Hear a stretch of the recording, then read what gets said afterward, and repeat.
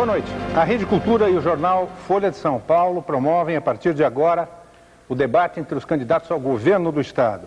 É o último debate antes do primeiro turno e vai permitir ao eleitor analisar e avaliar as propostas e as ideias dos políticos que pretendem conduzir os destinos de São Paulo pelos próximos 4 anos.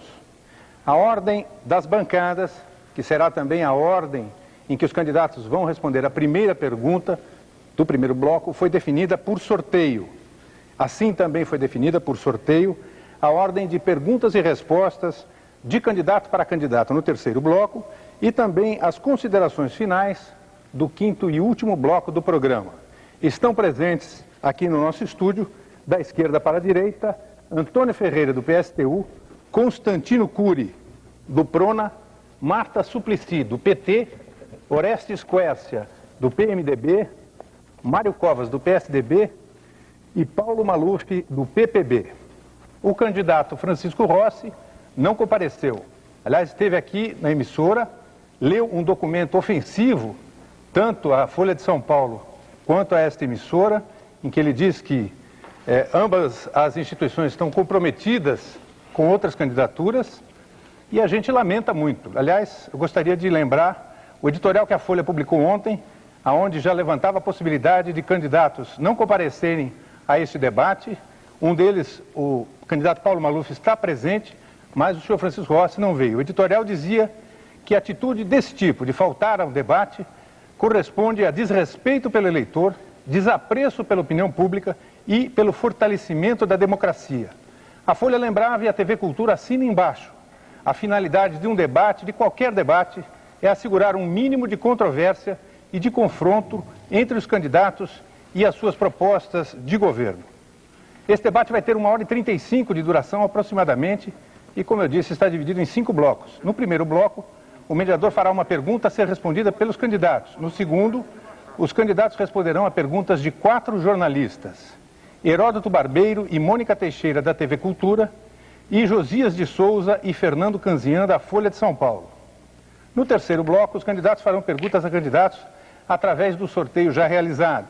No quarto bloco, haverá o confronto direto entre os candidatos e os jornalistas é que vão escolher quem fará a pergunta e quem irá responder. E no quinto e último bloco, cada candidato terá 2 minutos para as suas considerações finais. Cabe ao mediador decidir sobre os direitos de réplica, tréplica e também o direito de resposta do candidato que se sentir ofendido. E eu vou começar o nosso primeiro bloco com a mesma pergunta para todos os entrevistados. O tempo de resposta é de 2 minutos e eu lembro que neste início do debate não estão previstas nem réplicas nem tréplicas. De acordo com o sorteio e com a ordem das bancadas, o primeiro a responder é Antônio Ferreira, do PSTU. A pergunta para os senhores e para a senhora é a seguinte: por que, na opinião dos senhores e da senhora, só vocês podem governar o Estado de São Paulo? Boa noite. Em primeiro lugar, nós estamos diante de uma crise que se avizinha. O próximo ano vai ser um ano de muita recessão, de muito desemprego, um ano onde os trabalhadores vão sofrer muito e é preciso estar no governo alguém que defenda os trabalhadores, alguém que possa defender a população pobre. Por exemplo, a nossa proposta para enfrentar a crise é não pagar a dívida externa, é não pagar essa dívida que nós já pagamos muitas e muitas vezes. Só esse ano são 71 bilhões que vai ser mandado para o exterior para poder pagar só o serviço dessa dívida. Então nós achamos que isso não pode acontecer. E é preciso também não pagar a dívida interna. É preciso pegar esse dinheiro para poder investir no social. É preciso pegar esse dinheiro para investir na saúde, para investir na educação, para investir em moradia popular, para se efetivamente fazer a reforma agrária. Então nós entendemos que é dessa maneira que é possível governar, que é preciso governar. Ou seja, governar para a população pobre. É preciso anular as privatizações, as empresas estatais já foram entregues, 86% das empresas estatais já foram entregues, e se dizia que era entregue às estatais para poder aplicar no social, para poder aplicar na saúde, na educação, já se entregou quase todas. O que nós vimos foi tudo para poder pagar o juro da dívida e não se aplicou um centavo na questão social. Por isso nós achamos que está errado e é preciso reestatizar as empresas que foram privatizadas. É preciso estatizar o sistema financeiro. Hoje nós estamos vivendo uma orgia de dinheiro saindo do país, diretamente saindo do país. É 1 bilhão por dia que vai embora do país. Nós estamos assistindo isso e é preciso estatizar esse sistema financeiro para que também se invista dinheiro no social, para que se invista, porque tenha verba para poder se investir no social. É preciso reduzir a jornada de trabalho sem redução de salário para a gente resolver o problema do desemprego. Não se resolve o problema do desemprego com propostas demagógicas. Dizer aqui que vai criar 1 milhão de emprego, ou dizer no plano nacional que vai criar 7 milhões de emprego, nós sabemos que não é verdadeiro. Isso é demagogia, porque nós vamos enfrentar uma crise muito violenta no próximo ano, muita recessão. O que vai se ter é 1 milhão de desempregados a mais só aqui na capital de São Paulo, que nós já estamos com 1 milhão e 600 mil trabalhadores desempregados, nós vamos para 2 milhões e meio de trabalhadores desempregados aqui na capital. A nível nacional nós vamos ter 7 milhões e meio de desempregados, ou seja, vai se aumentar o desemprego. Por isso, nós achamos que tem que estar no governo alguém que defenda a população pobre, alguém que defenda os trabalhadores, e por isso que nós somos candidatos. Constantino Cury. Boa noite a todos que estão assistindo esse debate, que aparentemente é democrático. O PRONA, o Partido de Reedificação da Ordem Nacional, é um dos poucos partidos, o nosso partido, o PSTU, é o único que tem coragem de dizer que romperemos com o sistema financeiro internacional. Não tem mais condições de pagar esses juros da dívida. Hoje representa 5,3 bilhões de dólares pagos só de juros por mês. Significaria, fazendo um paralelo, você que tem seu cheque especial devedor e seu filho está passando fome, está sem escola. Você vai chegar ao gerente do seu banco e vai dizer: não tenho condições de pagar a dívida. O meu filho está passando fome e eu preciso dar dinheiro para a educação, para a saúde e para a comida do meu filho. O país não pode mais ser governado por entreguistas, por traidores da pátria. Chega de traidores da pátria. Esses políticos dessa velha geração de políticos, vocês já conhecem, foram os responsáveis pelo caos. O caos que, infelizmente, nós ainda não chegamos no fundo do poço. O caos que nós vamos sentir a partir da eleição, a partir do ano que vem, o desemprego aumentando, a recessão aumentando, a marginalidade aumentando. E os nossos governantes não têm coragem de defender o nosso país, o nosso Estado. São entreguistas, privatizações entreguistas. Precisamos de um governo que dê incentivo à nossa indústria, à indústria nacional, e não deixar que as multinacionais venham aqui e são responsáveis pelo sistema falimentar que a nossa indústria enfrenta. Ontem estive conversando com um empresário do ramo de calçados e ele me disse: se eu tiver um financiamento de 5 milhões de dólares para construir uma indústria, eu tenho condições de gerar 2.500 empregos. Aqui no Brasil não tem condições. Por quê? Porque os financiamentos é para especulação e somos contra a especulação. Marta Suplicy. Boa noite a você que está nos assistindo, telespectador e telespectadora, os participantes.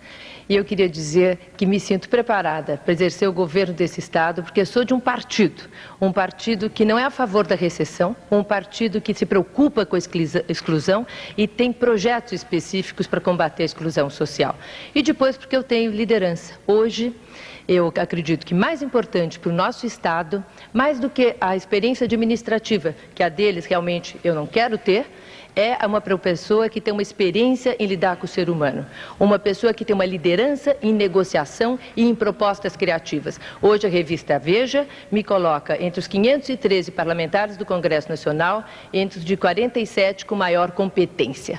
Competência e preocupação com social e liderança. É isso que nós temos que ter. E quero já avisar que não importa o presidente eleito, qualquer um, e espero que seja o Lula, vai ter que chamar os governadores para um pacto para enfrentar a crise. E nós vamos estar presentes. Não a minha proposta como governadora, mas a proposta do Estado de São Paulo. Uma proposta articulada com as forças sociais, as forças políticas, as forças empresariais, sindicatos. Uma proposta que vai ter um pacto antes, e é essa proposta que eu vou levar para o debate com o presidente da República, e dizendo que São Paulo não vai mais a reboque da política econômica da União. São Paulo vai exigir a regulamentação da guerra fiscal, São Paulo vai exigir há uma diminuição dessas alíquotas que quebraram a nossa indústria de calçado e quebraram a nossa agricultura e quebraram a nossa indústria têxtil.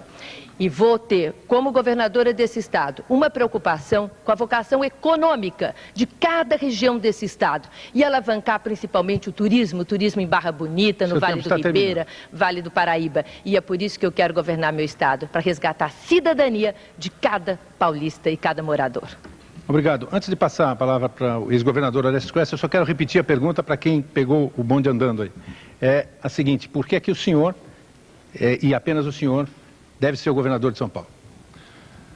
Eu gostaria de saudar o povo de São Paulo que nos vê e ouve e dizer, no início, que eu quero lamentar a atitude dos organizadores desse debate, tanto da Folha de São Paulo quanto da TV Cultura, pela forma discriminatória do regulamento, né? Eles colocaram 4 perguntas para 4 candidatos e, evidentemente, a Folha, como vem tratando de 4 candidatos só, as perguntas, acredito, serão destinadas para esses 4 candidatos. Entrei na Justiça e a lei é clara, no sentido de que deve ter igualdade entre os candidatos que participam de um debate, né? Infelizmente, o tribunal também deu ganho de causa, em parte, para mim. Mas agora que o Rossi saiu correndo de medo do debate, eu acredito que pode mudar um pouquinho no correr dos outros blocos. Quero dizer aos meus amigos que nós estamos nesta luta para fazer uma virada nessa última semana, ir para o segundo turno e vencer a eleição.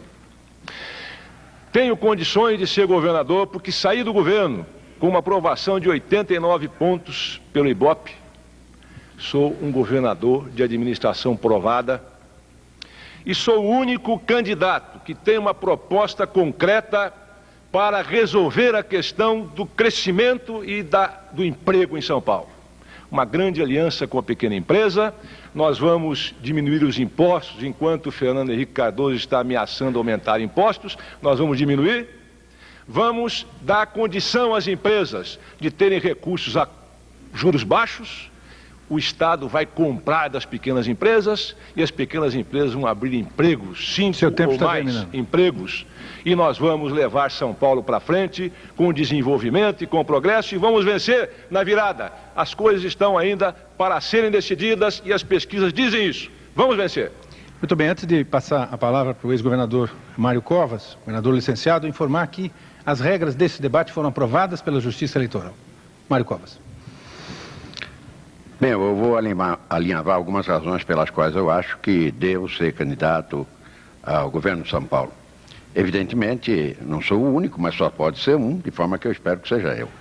E eu vou alinhavar pelo menos 3 razões pelas quais eu acho que devo ser governador de São Paulo. A primeira delas é a minha dívida com a sociedade de São Paulo. Eu nasci de família abonada. Tive uma infância tranquila. Estudei em boa escola. Cheguei até a escola politécnica, que é ensino superior gratuito da melhor qualidade, sustentado por grande parte da população que nunca pôde ter acesso a isso. Portanto, quando eu entrei no mercado de trabalho, entrei com vantagens comparativas sobre os demais que me acentuam esta dívida com a sociedade. Se eu puder resgatá-la e resgatá-la cada vez mais, é minha obrigação fazê-lo. A segunda razão é que, a despeito de encontrar o governo em frangalhos, ainda assim foi possível recuperar o Estado e, mais do que isso, foi possível realizar obras como nenhum outro governo que me antecedeu fez. Em quantidade e, sobretudo, em qualidade, quer dizer, em preço, em economia. Finalmente, há uma terceira razão. É porque eu sou testemunha muito próxima do estado em que esse estado ficou. Eu sou testemunha muito, mas muito viva daquilo que aconteceu ao longo desses anos para esse estado. E, portanto, eu acho que, além do desejo de ser governador, eu tenho o dever de ser, para impedir que ele caia outra vez, em mãos que fizeram o mal que lhe fizeram. Paulo Maluf. Eu só solicito, candidato Orestes Quercia, a uma regra do jogo aqui que todos estão respeitando. Por favor. Paulo Maluf. Agradeço a oportunidade de poder aparecer neste debate e dizer sim, que desejo ser governador com um grande programa de governo. Com um programa de governo que combata o desemprego.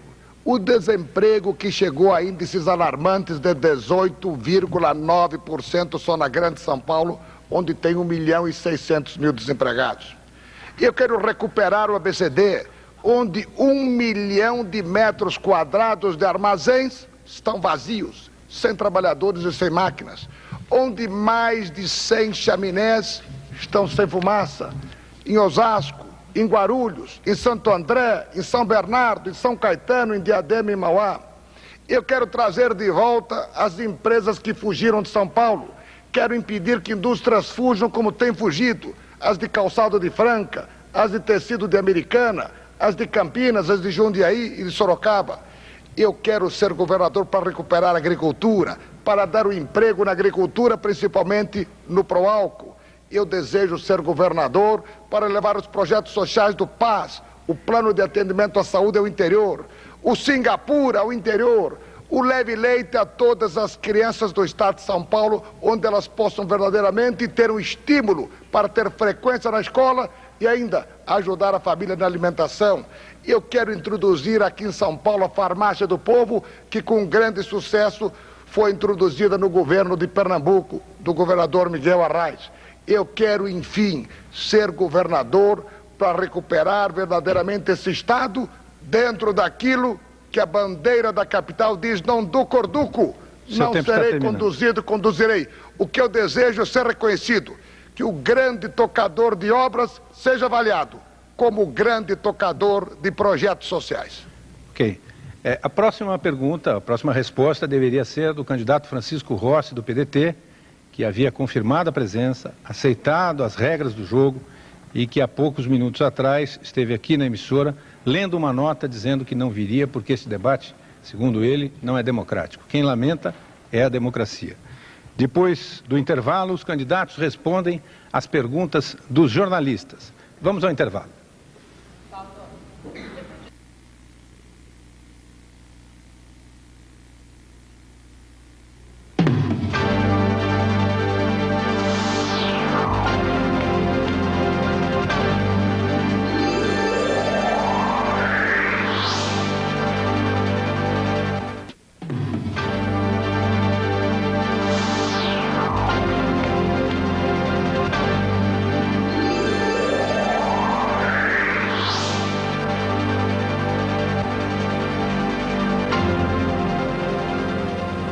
Bem, e abrimos o segundo bloco do debate TV Cultura Folha de São Paulo entre os candidatos ao governo do estado. Agora, neste bloco, 4 jornalistas farão perguntas a candidatos de sua livre escolha. Não pode haver repetição de nomes. A pergunta deve ter no máximo 1 minuto e a resposta 2 minutos. Haverá réplica e tréplica de 1 minuto. E o direito de resposta caso algum candidato seja citado ofensivamente a critério do mediador. O primeiro a perguntar é a Josias de Souza, da Folha de São Paulo. Bom, antes de fazer a pergunta, eu queria me associar às palavras do Marcum, lamentar a ausência do candidato Francisco Rossi. Ele, por intermédio da sua assessoria, chegou a assinar um documento se comprometendo a comparecer. Aliás, o assessor dele que assinou o documento se encontra no estúdio. E é lamentável que ele utilize de argumentos infantis até para se recusar a debater. Fez ataques injustificados ao Datafolha no documento que distribuiu há pouco. Eu queria só frisar que o Datafolha tem um histórico de seriedade que o credencia como um dos institutos mais sérios do país. O candidato diz ter pesquisas próprias e eu prefiro crer, imagino que muita gente prefira isso também, nos números do Datafolha a crer nos números do candidato. E é de se lamentar que o candidato recorra a esses argumentos frágeis para evitar vir aqui expor as suas ideias, expor os seus planos, o que seria mais razoável. E como frisou bem o Marcum, quem perde mais com isso é menos a cultura, menos a Folha, que foram desrespeitados num acordo firmado, menos os candidatos que aqui estão presentes, que também foram desrespeitados, mas mais o eleitor que pede a oportunidade de ter um contato com as ideias e os planos do candidato Rossi, se é que ele as tem. E eu vou fazer a minha pergunta Vou dirigir a minha pergunta ao candidato Paulo Maluf. E eu queria perguntar o seguinte: há uma frase, candidato Maluf, na política brasileira, que é combatida por todos, que é aquela frase que diz: fulano rouba, mas faz. Um dos comerciais de sua campanha mostrava uma dona de casa que dizia: o Maluf não é santo, mas faz. Eu queria que o senhor explicasse melhor o que o senhor quis dizer com essa frase, e eu queria acrescentar a pergunta se, para sustentar essa ideia de que faz, o senhor pretende fazer com o Estado algo semelhante com o que fez com a Prefeitura, que hoje está à míngua, sem recursos para investir, e o prefeito Pita com dificuldades e criticado até pelo senhor próprio no início da propaganda eleitoral. O senhor mesmo o criticou, dizendo que ele começou muito mal. Há limites nos gastos, o que o senhor pretende fazer no Estado, ou não há limites? Muito obrigado a você, Josias, pela sua pergunta. Aliás, não é a primeira vez que a Folha de São Paulo me faz essa pergunta. Eu participei de um debate na Folha de São Paulo há cerca de 3 semanas atrás, e tinha 7 jornalistas. E eu perguntei: quem é santo aí, levanta a mão. E nenhum dos jornalistas da Folha levantou a mão. Vou levantar a minha, governador. Vai pro altar, São Josias, quando morrer. A mesma pergunta me foi feita no debate do jornal O Estado de São Paulo, onde tinha diversas jornalistas, inclusive uma me perguntou, uma moça. E eu disse muito claro, e eles não reproduziram, e eu vou reproduzir aqui, porque eu não tenho absolutamente nenhum receio da sinceridade. Tinha 7 jornalistas. Eu perguntei: quem casou virgem, levanta a mão. Todo mundo riu e ninguém levantou a mão. Então, pecadinhos eu tenho sim, eu não sou São Paulo. Eu tenho alguns pecadinhos veniais. Nenhum pecadinho eu tenho na minha vida pública. A minha vida pública foi analisada, avalizada, esquadrinhada por todos os jornalistas desse país que me acompanham há 30 anos. E você também, Josias. O meu sucessor no governo do Estado de São Paulo, Franco Montoro, reabriu um decreto chamado Decreto da Devassa. Ilegal e inconstitucional. Por quê? Porque temos Tribunal de Contas, temos a Assembleia Legislativa, temos a Justiça, temos os conselhos de administração das empresas, temos conselhos fiscais, ou seja, isto é que verifica se as contas estão bem em ordem e não a pessoa física do governador. Reabriu 500 mil processos e depois de reabrir 500 mil processos fechou, me dando a mim, o único governador que tem um atestado de idoneidade e de honestidade deste país. Portanto, na vida pública, eu fui um homem que realizei, que fiz, fui avaliado e tenho absoluta convicção de dizer, se existe aqui, neste debate, pessoas que corresponderam à vida pública, jornalistas, eu acho que todos temos alguns pecados veniais, mas eu não tenho nenhum pecado mortal. Réplica, sou Josias. um homem... Seu tempo está esgotado. Sou um homem na vida pública santo. Governador, eu queria insistir em que o senhor explicasse um pouco o que quis dizer com a frase "não é santo, mas faz", e queria insistir também com a segunda parte da pergunta, em que eu me referia à situação em que o senhor deixou a Prefeitura de São Paulo, se o senhor admite fazer o mesmo com o Estado. A Prefeitura, quando o senhor entrou, tinha uma dívida de 4,2 bilhões, quando o senhor saiu, essa dívida praticamente dobrou, era de 8,9 bilhões. Se o senhor, com o Estado, fará o mesmo que fez com a Prefeitura. Quero dizer a você que esta pergunta também não é nova, me foi feita no debate da Folha. E quero repetir a você o seguinte: a Prefeitura de São Paulo é hoje, dos grandes poderes públicos, o menos endividado. Ela deve um orçamento, 8,9 bilhões é o orçamento de 98. O Estado deve, o governo do Estado, quase 3 orçamentos. O governo federal, com a dívida interna e dívida externa, quase 3 orçamentos. E quando eu disse que o Pita começou mal, eu continuei dizendo, mas está melhorando e vai melhorar mais ainda. Está inaugurando um dia após a outra obras em toda a cidade de São Paulo. Não tenho nenhuma dúvida que em 2 anos ele vai ser avaliado como um bom prefeito.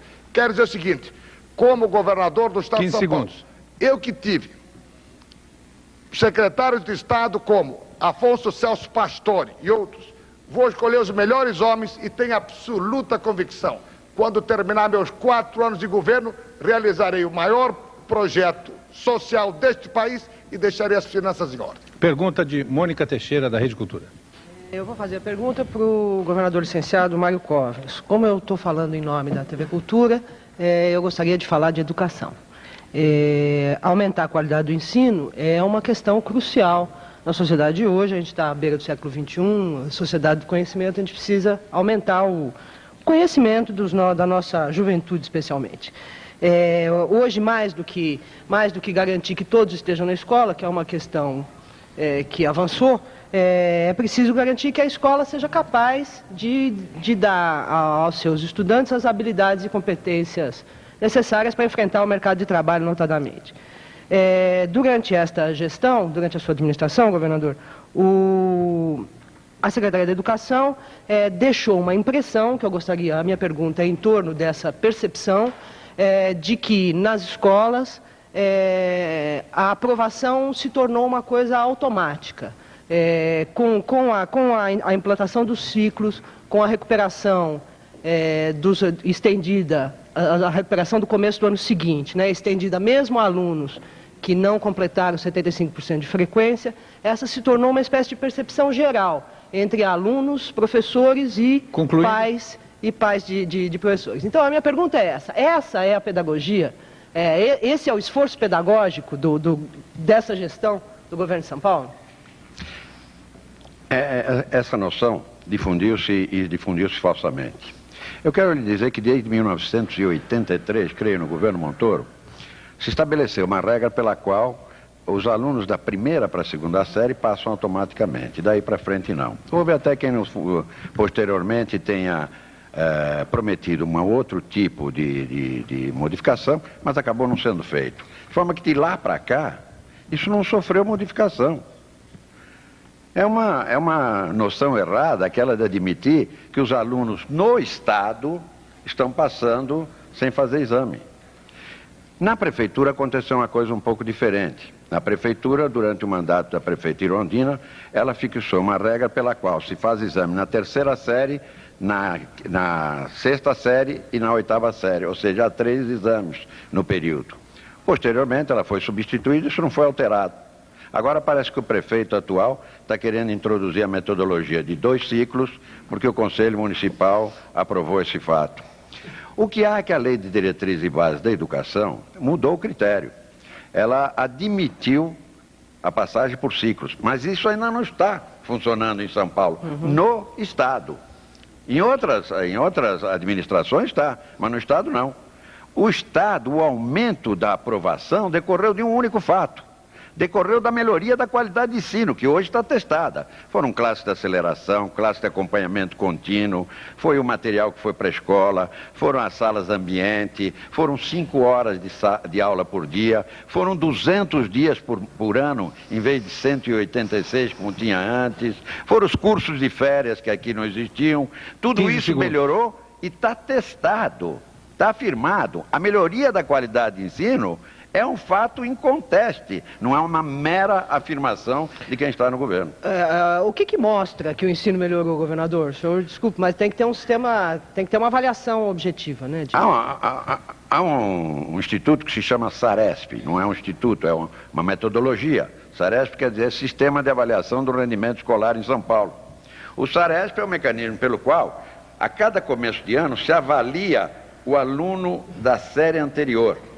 Por exemplo, no começo de 96, avaliaram os alunos do 2º ano. No começo de 97, avaliaram os alunos do 3º ano, que eram os do 2º ano no ano anterior. E, através desta metodologia, se fixa o aproveitamento nas respectivas séries com resultados extraordinários. Isso não é feito pelo Estado, isso é feito por empresa. Quem fez isso foi a Fundação Carlos Chagas, através de concorrência, ou a Selete, que são os que fazem vestibular. E mostra que em matérias como português e matemática, o aumento chegou a ser de 25% no aproveitamento de um ano a outro. Eu não sei por que se difundiu essa ideia, que não vale no Estado, vale no município em alguns casos, não na mesma proporção. Vai valer a partir desse ano, porque o Conselho Estadual de Educação determinou assim, não porque o programa do meu governo tenha determinado assim. Antes de passar a palavra para o Fernando Canzian, da Folha de São Paulo, para fazer a sua pergunta, eu lembro aos colegas que as perguntas devem ter 1 minuto no máximo, a resposta 2 minutos e a réplica 1 minuto. Aqui a minha tarefa principal é tomar conta para que todo mundo tenha o mesmo espaço e o mesmo direito. Fernando. Boa noite. A minha pergunta é para o candidato Orestes Quercia. Candidato, o senhor já recebeu várias indicações do eleitorado brasileiro de que o senhor não é mais um homem bem-vindo na vida pública. Na última eleição para presidente da República, o senhor teve escassos 2,8 milhões de votos. Ficou abaixo do candidato Enéas do Prona. Agora o senhor está com 5%, segundo a pesquisa da Datafolha aqui em São Paulo, onde é o seu, digamos, colégio eleitoral preferencial. É quase um candidato nanico. O seu sucessor, Luiz Antônio Fleury Filho, assumiu o governo do Estado, segundo o governador licenciado. Agora deixou o Estado em ruínas financeira e uma marca de 111 mortos no Carandiru. Por que o senhor insiste tanto em ser candidato novamente? Onde é que o senhor encontra gente disponível e disposta ainda a financiar candidaturas como a sua? A pergunta traduz bem o sentimento dos redatores da Folha de São Paulo com relação à minha candidatura e traduz a restrição com relação ao debate. Agora está explicado. Né? Porque o eleitorado não se manifestou. A Datafolha não é dona da verdade. Né? Você imagina que a Datafolha tem 5%, eu tenho 5%, tinha 7%, 5%, isso é mais de 1 milhão de votos que vocês tentaram simplesmente jogar fora. Na discriminação que vocês fizeram, ainda bem que o Rossi saiu correndo de medo. E você está fazendo a pergunta, estou participando do debate. Né? Eu acredito que a nossa proposta é a melhor proposta, embora o nosso redator da Folha não concorde com isso. Né? É a melhor proposta para desenvolver São Paulo. Né? Essa história de perder eleições, isso perdi a eleição de presidente, mas eu ganhei todas as eleições anteriores. Né? E já virei pesquisas. Quando fui senador e quando fui governador, né? E tenho confiança, embora isso possa parecer para você, né, jovem, né, sensível aí, do jornalista, né, nosso colega, possa parecer assim algo absurdo, não é não. Nós vamos virar a eleição na reta final, vou para o segundo turno e vou vencer a eleição. E como é que você vai fazer com a sua pesquisa? Né? Eu tenho convicção, né, de que a nossa proposta, com todo o respeito que eu tenho para os outros, é a melhor proposta, é desenvolver São Paulo. São Paulo não pode aguentar mais essa política econômica que está paralisando o país, promovendo o desemprego, abandono da agricultura. É um absurdo o que estão fazendo com esse país. Esse aumento dos juros foi uma violência imensa. O desemprego, a responsabilidade pelo desemprego do partido do nosso amigo aqui do lado. Seu tempo está acabando. Essa é a realidade. Quer dizer, e a nossa reação é contra esse governo. Nós queremos desenvolver São Paulo para que São Paulo volte a ser a locomotiva do Brasil e eu tenho experiência para fazer isso. Fernando.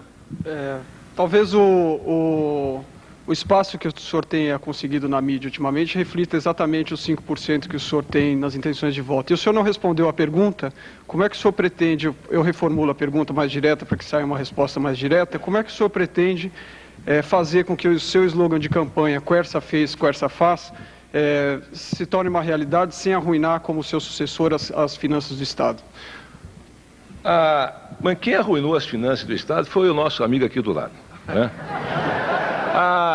Porque quando eu deixei o governo, quando eu recebi o governo Montoro, a dívida eram 12 bilhões. Quando eu deixei o governo eram 18. Hoje é 80. E ele saneou as finanças do Estado. Imagine a coragem que tem o Mário Covas de querer parecer como o sujeito, o governador que saneou como? São dados da Secretaria da Fazenda. Aqui, ó, quando o Quercia recebeu o governo, 12 bilhões. Quando o Montoro, quando eu deixei o governo, 18. Agora é 80 bilhões. Por quê? Porque ele dormiu no ponto, né? E o que aconteceu? Eles foram fazer o acordo com o governo, ele demorou 2, 3 anos, quando devia ter demorado 30 dias, e pagou 20 bilhões a mais. E nós estamos na justiça tentando derrubar essa violência que se praticou contra São Paulo, com a aquiescência, a subordinação do governo de São Paulo, que os tecnocratas de Brasília vieram aqui e exigiram. Candidato. E nós vamos mudar isso. O senhor tem 1 minuto para direito de resposta. reclamação a fazer, não. Isso aí é dado Eu fiz alguma sem pé nem ofensa? cabeça. Nós consideramos, não se trata de ofensa. A decisão é do mediador de quem tem direito de resposta ou não. Eu quero saber se dá direito de resposta a ser chamado de amigo do Quercia. Isso é que eu quero saber, se dá direito de resposta. 2 vezes o Quercia falou, o meu amigo aqui da direita, isso dá direito de resposta? Se não dá direito de resposta, o resto eu não ligo. Vamos para Heródoto Barbeiro. Minha pergunta é para a deputada Marta Suplicy. Deputada, no ano que vem, o governo federal vai impor um forte ajuste fiscal no país, caso o candidato eleito seja o presidente Fernando Henrique Cardoso. Estados e municípios vão ter que equilibrar seus orçamentos em um cenário traçado por vários economistas, com crescimento zero do PIB ou mesmo negativo no PIB. Isso significa, portanto, recessão e menor arrecadação do principal imposto estadual, que é o ICMS. São Paulo fez uma rolagem da sua dívida e já comprometeu parte da arrecadação para saldar parte dessa dívida. Minha pergunta é o seguinte: quanto está comprometido da arrecadação do Estado para pagamento da dívida? Qual o valor aproximado dessa dívida e o que é que a senhora faria para reverter a perda de dinheiro que certamente vai comprometer áreas sociais do governo? Bem, a pergunta é ótima. O quanto está comprometido é bastante. São Paulo está com uma dívida imensa, comprometido o ICMS, que é a maior arrecadação do Estado, em 13% para até 29 anos nós vamos ter que pagar isso. Isso significa quase nada de investimento que sobrou para fazer em São Paulo. A nossa dívida no total é 59 bilhões. E o que eu vou fazer? A primeira coisa que eu vou fazer como governador é renegociar essa dívida. Quem fez a dívida teria muita dificuldade, porque aceitou o que estava na dívida, né? Aceitou essa negociação. E, para meu espanto, não fez o encontro de contas. O encontro de contas é quanto alguém deve e quanto outra pessoa deve. A União deve para São Paulo 21 bilhões. E isso estava no contrato que deveria ter sido acordado e negociado. E não foi. É inexplicável, principalmente porque dessa parte, 18 bilhões são da CESP. E se a CESP for eventualmente privatizada, quem comprar a CESP vai depois ajuizar e receber isso. E olha, essa dívida não foi nem sequer ajuizada. Isso é incompreensível, ou é incompetência, ou é alguma outro acerto para depois para a privatização da CESP. Nós vamos renegociar e vamos aí ter um pouco mais de recurso para fazer os investimentos nas áreas que consideramos prioritárias, que são as áreas da exclusão social. Isso vai ser nos nossos projetos nessa área, e nós vamos também ter políticas para aumentar a arrecadação, como a nota cultural, e que é uma ideia também de Pernambuco, mas essa é de verdade, né? Por que é de verdade? Porque essa não é como a farmácia do povo, que lá não existe nada dado de remédio, como aqui existe em São Paulo, com a FURP. A nota cultural que nós vamos fazer para aumentar a arrecadação é cada R$50 que a pessoa gastar e tiver nota fiscal, ela troca por alguma coisa de lazer. Isso aumenta a cultura e em Pernambuco aumentou em 12% a arrecadação só no primeiro semestre. Nós vamos taxar quem pode, informatizando melhor e cruzando as informações, e vamos diminuir os impostos para quem não pode. Vamos investir na produção e não na especulação. E São Paulo vai voltar a crescer. Heródoto. Deputado, na sequência ainda do desenvolvimento do raciocínio da senhora, uma indústria automobilística paulista está vendendo hoje 25% menos da sua produção nos últimos 2 meses. O que é sinal que a queda da arrecadação dos impostos vai ser pior do que se imagina. Minha pergunta: qual a estimativa para a arrecadação do ano que vem? E como é que a senhora vai enfrentar o aumento do desemprego na Grande São Paulo, que teme em ficar no índice de 18% segundo a pesquisa do CAD-DS? A estimativa para o ano que vem é quase desse ano, não aumenta quase nada. E eu acho que vai cair. A expectativa está equivocada, vai cair um pouco. Em relação a esse exemplo do automóvel, isso mostra como o governo de São Paulo não se posicionou em relação à regulamentação, por exemplo, do Proálcool. Que se tivesse posicionado em relação à regulamentação do Proálcool, nós podíamos estar fazendo outros tipos de carro e poderíamos estar aumentando, pelo menos em relação à indústria automobilística. Nós vamos ter propostas de aumentar essa arrecadação de várias formas, como eu mencionei, em relação à taxa de arrecadação, a fiscalização maior, não só colocando fiscais, mas colocando também uma informatização nessa área de arrecadação, porque hoje você não cruza as informações e muitos devedores não pagam. E diminuindo impostos, porque eu sou uma pessoa que acredita que quando que o cidadão quer pagar imposto, ele quer, Heródoto, ele quer pagar imposto. Só que o imposto, se ele for pagar, o micro e o pequeno, ele vai para a falência. Então nós vamos diminuir o imposto para essas pessoas, para que eles possam pagar e se sentirem muito bem pagando, que é o que todo cidadão deseja. Muito bem. Este bloco a gente fica por aqui e no próximo bloco, terceiro, nós cumpriremos aqui a regra do sorteio. A gente volta já já.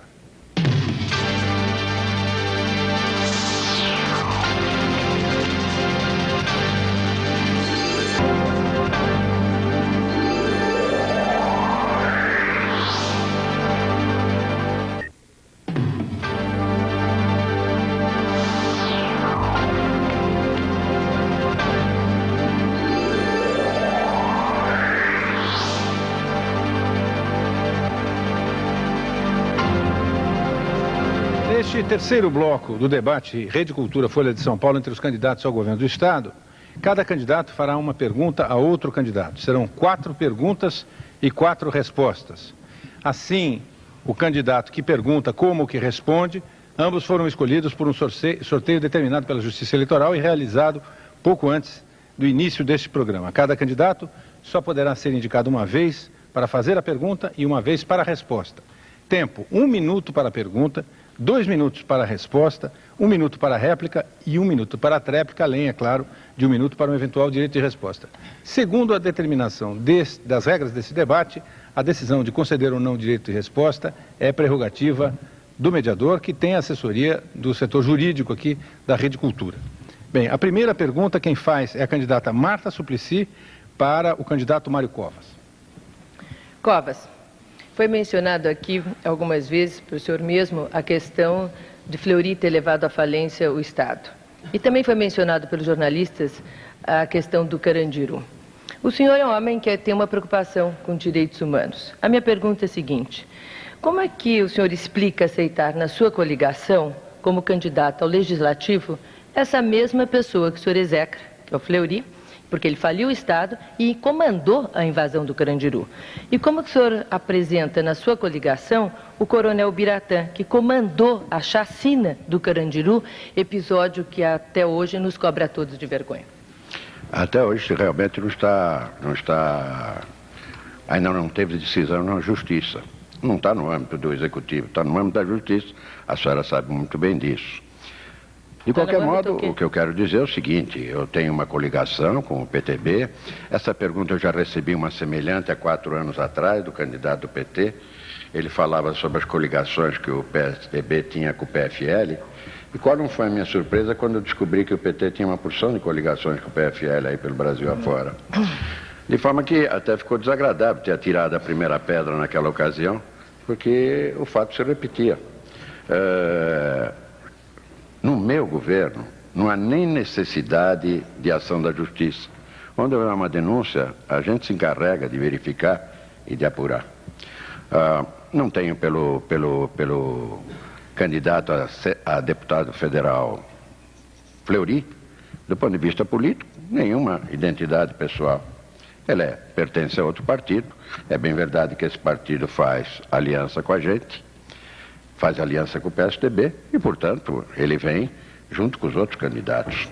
Não me consta até que ele tenha posto o meu nome na sua bandeira, na sua luta. Mas, de qualquer maneira, não vejo que isso possa, de qualquer maneira, diminuir a dimensão de uma campanha e de uma candidatura e, sobretudo, de uma aliança que não desonra a candidatura.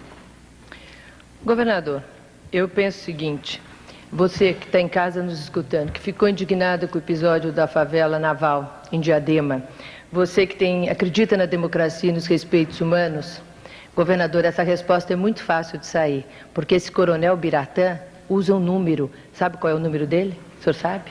É 45111. Isso é um assinte. É um assinte para a democracia, é um assinte para todas as pessoas que trabalham na relação aos direitos humanos. É verdade, sim, porque eu vi a cédula dele. E isso, política exige coerência e não dá para aceitar o vale tudo nas eleições. E aqui eu quero dizer, senhor Covas, se o senhor fosse de fato coerente, tivesse uma coerência política, soubesse defender realmente a democracia, e aliás defender até a si própria a sua candidatura, não teria aceitado esses outdoors do presidente da República com o outro candidato e muito menos fazer essas coligações que mancham a sua reputação. Mário Covas. Ora, muito bem. A senhora está reclamando de que outro candidato está com o presidente da República no outdoor, é isso? Isso lhe incomoda? A mim fico nada, deve incomodar o senhor com a mim fico surpreso com isso, fico surpreso da senhora reclamar disso. Eu acho que todos, a senhora inclusive, devia apoiar o candidato Fernando Henrique. Eu não reclamarei quanto a isso, não, pelo contrário. Acho que todos vocês deviam apoiar, é o melhor candidato. Aqui, houve até quem, sendo candidato também, preferiu desistir para apoiar o melhor candidato, que é o Fernando Henrique. Eu não vejo nenhum inconveniente disso. Mas, de qualquer maneira, eu extraio algumas coisas das suas perguntas. Primeiro, se a senhora perguntar aos seus companheiros mais velhos, há de ver que se alguém tem história de coerência política, sou eu. E isso ninguém no seu partido nunca me negou. Por outro lado, eu acabei de aprender uma outra coisa. Se eu soubesse que a ideia era de que não se devia pagar a dívida, eu também teria feito dívida, meu Deus do céu. Ninguém falou em não pagar a dívida. Na realidade, a dívida é feita por outros, não por mim. Eu só estou tendo que pagar. Tempo Imagina esgotado. Perdão? Tempo esgotado. Foi não. Muito bem. Agora, quem faz a pergunta é o candidato Paulo Maluf para o candidato Orestes Quercia. Pois não. Dentro do sorteio, que foi feito previamente às 19 horas, e coube nesse sorteio perguntar a você, ex-governador Quercia, eu lhe pergunto sobre segurança pública. Eu tenho um programa de governo. Eu fui até Nova York. Eu trouxe aqui o seu William Bratton, que foi secretário de Segurança Pública de Nova York, o seu Jack Maples, que diminuíram pela metade os crimes lá. E tenho aqui uma campanha que farei, eleito governador, de tolerância zero contra as drogas. A minha pergunta é o seguinte: qual é o seu programa para a segurança pública? Como você vai resolver o problema que o roubo de carros aumentou, as chacinas aumentaram 157%, os latrocínios, enfim, temos uma insegurança pública total em todas as ruas da cidade de São Paulo. O que você pretende fazer?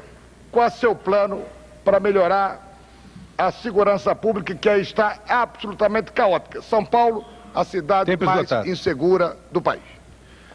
Quando eu fui governador, eu investi muito em segurança e garanti a segurança do povo de São Paulo. No início do meu governo, o Instituto de Pesquisa Datafolha dizia que a grande preocupação era a segurança, com 53%.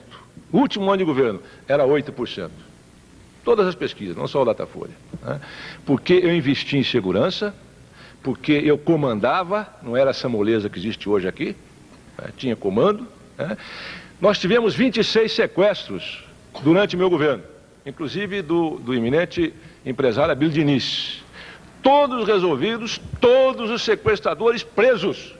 Hoje o sequestro virou um empreendimento empresarial debaixo do nariz do governo, aqui em São Paulo. Todo dia tem sequestro. Né?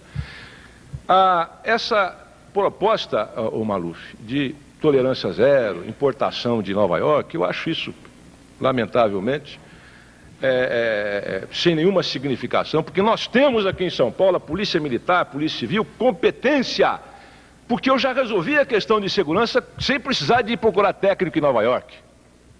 Com gente de São Paulo, que conhece a realidade daqui. Essa coisa de Nova York é outra coisa. Né?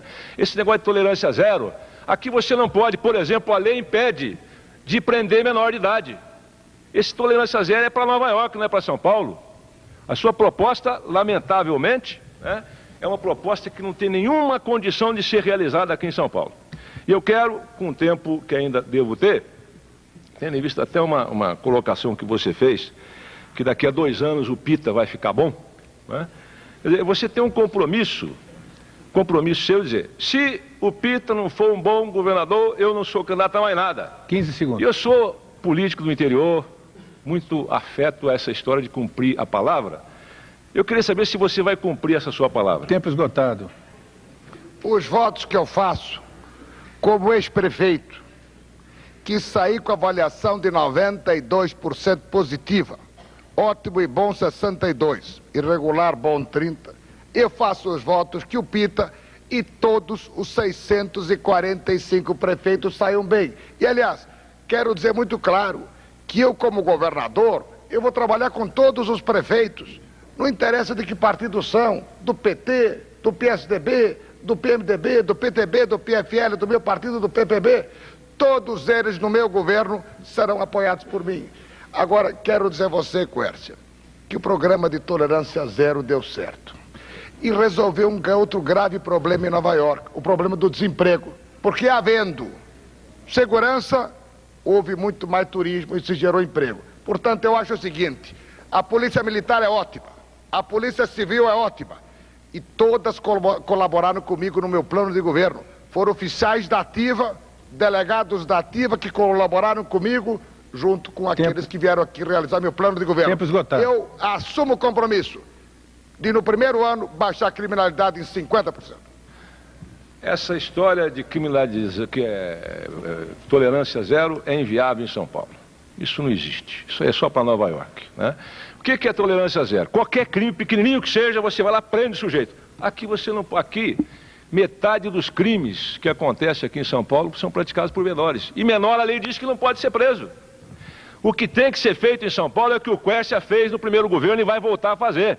É a Secretaria do Menor, com educador de rua na rua, buscando criança, casas abertas, círculos de escola. Isso é que é cuidar da segurança, porque você vai se antecipa, cuida da criança. Eu fiz isso e vou fazer outra vez. Quer dizer, cuidar da segurança preventivamente. A tolerância zero é um absurdo no que diz respeito aqui em São Paulo, né? Porque a lei impede a praticabilidade da proposta do candidato. Esgotado. Então é isso daí. Com relação à resposta do Pita, né? Vamos esperar que o Pita melhora. Agora é o candidato Orestes Quércia que faz a pergunta para a candidata do PT, Marta Suplicy. Marta Suplicy, né? Você falou que o nosso né, governador aqui do lado, né, não cuidou de 21 bilhões, né? E ele também não cuidou de mais 20 bilhões, porque ele dormiu 3 anos para fazer o acordo com o governo federal. Essa ação que eu tenho na justiça é para defender o interesse de São Paulo. Dormiu e é amigo. Tem 2 ministros ilustres aqui no debate, né? Amigo do presidente do governo, assim com os ombros lá em cima, e assinou um acordo, uma violência contra o interesse de São Paulo, 80 bilhões, e ele disse que vai repetir outra vez no outro governo, vai para 160 bilhões, né? Porque o que ele fez foi isso, saneou as finanças. 15 segundos para a sua pergunta. Eu queria perguntar para você, Marta, como você encara esse acordo? Eu, quando era governador, o Sarney, que foi presidente, e o Quércia briga por São Paulo. Quando vinha o credor, o pessoal de Brasília aqui, eu colocava no nariz dele a dívida que o Estado... Esgotado a sua pergunta, por favor. Eu defendia a sua pergunta. O que não houve nesse governo. Eu queria saber qual vai ser a sua postura. A minha postura, como eu disse, vai ser de renegociar essa dívida, porque realmente ela foi muito mal renegociada. Primeiro, por várias incompetências do atual governo, de deixar o Banespa recebido com 9 bilhões, caminhar essa dívida para 29, porque demorou 2 anos e meio tentando renegociar para lá e para cá, brigando com não sei quem ali, mandando coisas que não aceitavam, por incompetência. O que aconteceu? A dívida foi para o espaço. Depois, porque colocou essa dívida na negociação do Estado de São Paulo e não fez o tal famoso encontro de contas, que é inexplicável, que tem essa parte da CESP, mas tem a parte da hidrovia também, Tietê-Paraná, que o Collor ficou de pagar metade e não pagou, e São Paulo não ajuizou. Então é muito estranho tudo, porque não dá para entender quando você estuda os dados, por que São Paulo não ajuizou a dívida, ou porque São Paulo não peitou a equipe econômica e falou que não aceitava as condições. O juro é 6%, que não é um juro muito bom, mas Minas Gerais teve 7%. Talvez tenha sido essa a negociação, mas não importa, porque o aumento da dívida foi tal que não importa como foi negociado esse juro. Então nós vamos ter que renegociar essa dívida. E aí não é como disse, acho que o governador falou brincando, tentando me desqualificar, porque tentam o tempo inteiro, né? tentando me desqualificar, dizendo, não vai pagar. Eu não disse que eu não ia pagar, eu disse que não ia desmantelar, e agora repito melhor, o equipamento social como o senhor desmantelou, para no final aumentar a dívida e zerar o déficit desse jeito. O preço de zerar o déficit foi extremamente alto para São Paulo, porque gerou uma dívida brutal. E as crianças, e aí eu acho que o Quercia colocou muito bem, de que fim levou a turma da rua, o SOS Criança, o atendimento que nós tínhamos os jovens e adolescentes, o Covas terceirizou tudo, né? E toda essa política social ficou abandonada. E isso é uma coisa que nós não vamos fazer, porque é prioritário. Veja você o que eles fizeram com o Banespa, o crime que se fez com o Banespa. Eu, governador, não vou deixar privatizar o Banespa. O Banespa ocupou em São Paulo o espaço que o Banco do Brasil ocupou em todo o resto do país. E o Covas tem uma assinatura num documento que diz que não ia deixar privatizar o Banespa. E tem a assinatura do Zé Serra aqui também, né? E ele deixou, né? Que os tecnocratas do Banco Central estão fazendo uma violência contra o Banespa, que é um banco que dá lucro. Eles tentaram publicar um balanço falso do Banespa, que eu consegui derrubar a publicação na Justiça, para tentar quebrar o Banespa, entregar o Banespa para um banco internacional que se dizia que era o Citibank e culpar o Quercia que é culpado, né? E eu consegui impedir essa violência contra o Quercia na Justiça. E hoje nós temos aí o governo entregando tudo para o governo federal. As empresas de São Paulo, o governo federal fazendo isso para pagar juros ao capital internacional de curto prazo, que é uma violência contra o povo de São Paulo, com a aquiescência de um governo submisso, menor, aqui em São Paulo. Marta. Bem, em relação ao Banespa, eu não vou restatizá-lo porque ele vai ficar à mercê dos governos predatórios. Eu vou torná-lo um banco de gestão pública, com a maior parte das ações com controle do Estado e com a participação das prefeituras e do capital privado interessado e dos próprios funcionários. Agora, eu gostaria de dizer ao governador Covas, que disse que fez muito pela educação, por tudo, os salários, tanto da educação, eu vou dar agora o número da saúde, o desmantelamento social, como eu disse, foi feito, mas também foi feito um arrojo salarial como nunca se viu. Vejam aqui, auxiliar de serviço na área de saúde tem como salário base, gente, R$ 44,00, ganha no total R$ 271,00. Por que o salário base é 44? É para não ser incorporado o resto da gratificação no 13º e nas férias da pessoa. O auxiliar de enfermagem, não dá para acreditar, ganha R$ 77,00, quando no final dá 350. Agora, como é que pode ter de 13º e todo o resto R$ 77,00? E na educação, um servente de escola com 18 anos de serviço ganha R$ 51,00, no total 390. Dá? Tempo esgotado. Eu gostaria de informar, primeiro, a decisão... desculpe, mas a mediação considera que não há, no caso, direito de resposta. Eu gostaria de informar que, de acordo... Não, porque ele disse que queria contestar e...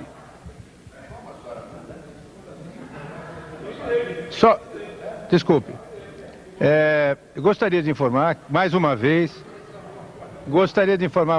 que o direito de resposta é uma decisão da mediação do programa e que, de acordo com as regras estabelecidas pelo debate, essa exibição de documentos durante o programa não está entre as regras do jogo.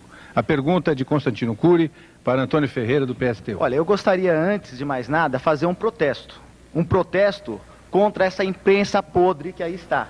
Parte dessa imprensa, porque só fazem perguntas aos velhos políticos. E eu sou discriminado. Velho, vocês têm idade de ser meus pais. Claro. Me desculpe, Paulo. Você também. Só um minutinho, também. Pô, se entrar nesse debate aqui, eu sou mais jovem. Agora, se o debate é esse, eu sou mais jovem. Deixa eu só concluir, por favor. Atenção, candidato. Eu pediria que ele pudesse concluir o seu protesto. Só concluir o protesto. O nosso partido se chama Partido de Reedificação da Ordem Nacional. Infelizmente, os nossos políticos não seguem ordem. E, infelizmente, Paulo, você também não seguiu a ordem. Por quê? Não, eu não estou fazendo pergunta, não tem 15 segundos. Não estou fazendo pergunta. Espera um pouquinho. Isso é protesto, sim, senhor. Não há, aqui está o regulamento do debate. Candidato, ou o senhor faz a pergunta, ou o senhor se cala. Deixa eu só concluir esse protesto. Não é protesto, o senhor tem um tempo para fazer como todo mundo tem. Eu vou fazer a pergunta, mas eu quero só falar. Então o senhor faça a pergunta, por favor. Você não seguiu o regulamento. E não pode mostrar papel escrito. Eu segui. Não pode mostrar papel escrito. Está escrito aqui. Mas eu acabei regulamento aqui. Outra coisa, eu queria fazer uma pergunta para o candidato que não veio. Mas ele não veio, o senhor vai fazer... O senhor tem o direito de fazer a pergunta para o Antônio Ferreira. Pelo jeito, o candidato que não veio, o senhor faça ele a pergunta, vazio de conteúdo, como a sua cadeira. O senhor faça a pergunta, por favor. Tá bom, eu vou fazer a pergunta para o candidato que não veio, eu vou deixar para o ano 2000.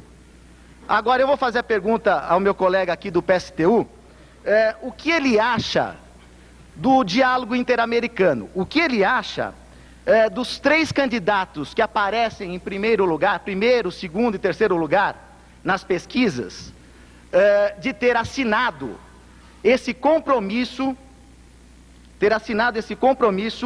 de submissão do país, que é o diálogo interamericano? Antônio Ferreira. Olha, eu queria em primeiro lugar colocar que esse é o segundo debate que eu participo e infelizmente nós não tivemos realmente muito tempo para poder colocar as propostas, nem no outro debate, nem nesse.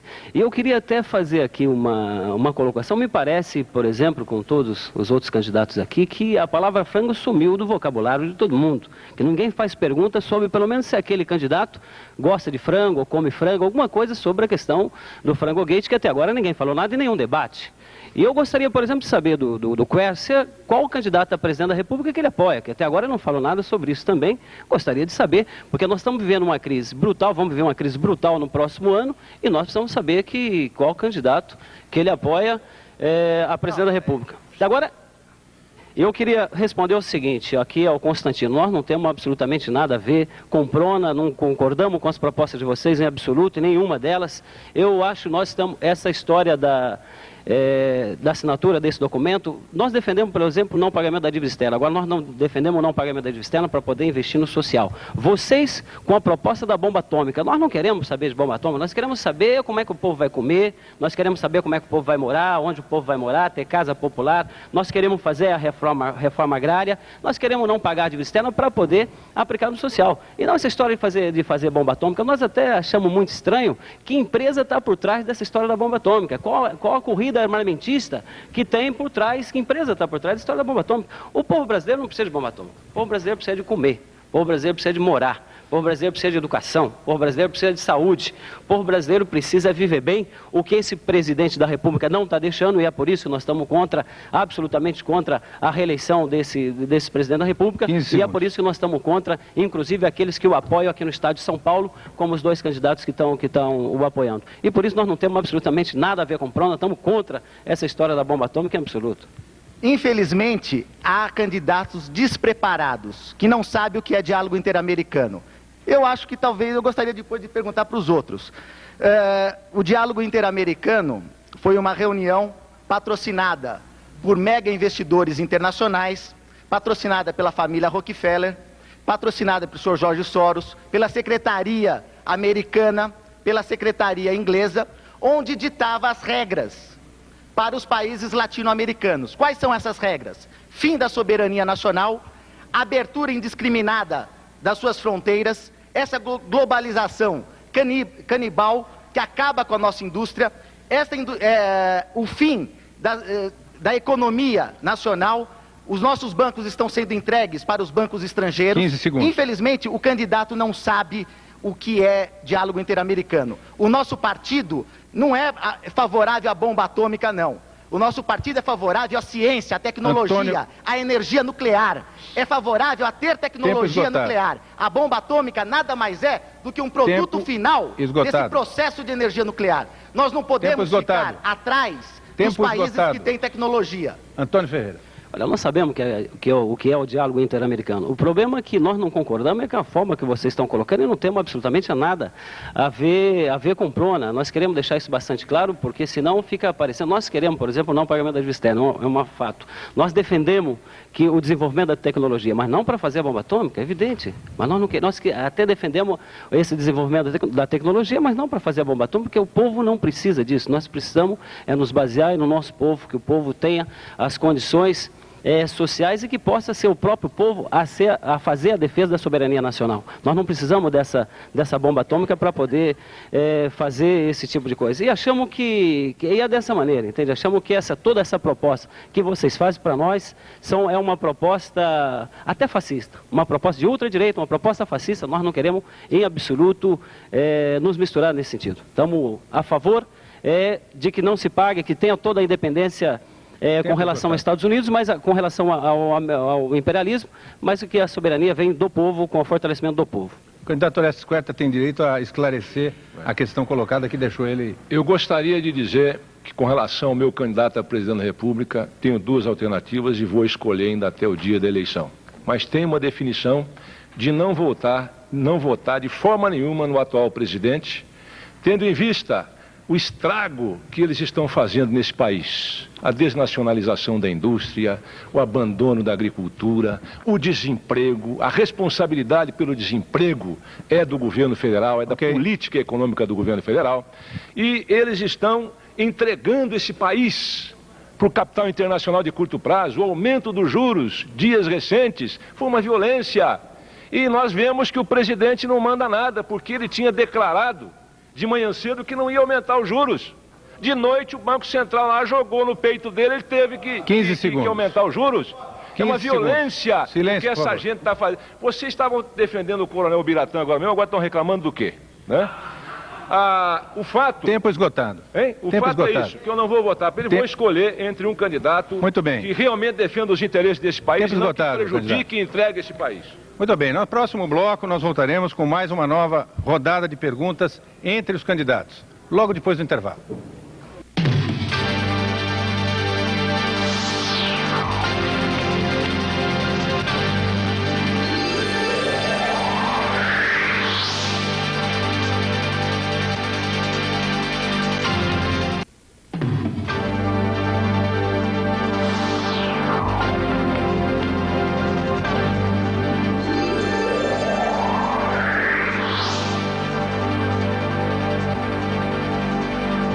Neste quarto bloco, os candidatos ao governo de São Paulo voltam a fazer perguntas entre eles com uma diferença. 2 jornalistas da Rede Cultura e 2 jornalistas da Folha de São Paulo escolhem livremente quem pergunta e quem responde. A exemplo do bloco anterior, cada candidato só pode ser apontado uma vez para perguntar ou para responder. A pergunta é de 1 minuto, a resposta 2 minutos, réplicas e tréplicas 1 minuto e o direito de resposta fica a critério aqui da mediação, também de 1 minuto. Eu passo aí a palavra para Mônica para fazer a primeira pergunta. Eu queria então pedir para o Antônio Ferreira, do PSTU, que perguntasse ao candidato Orestes Quercia. Ao Quercia. Olha, eu achei que no último debate que nós tivemos, Quercia, você trocou muita figurinha com o Maluf, né? Foi uma conversa um pouco de comadre, de compadre, né, no caso.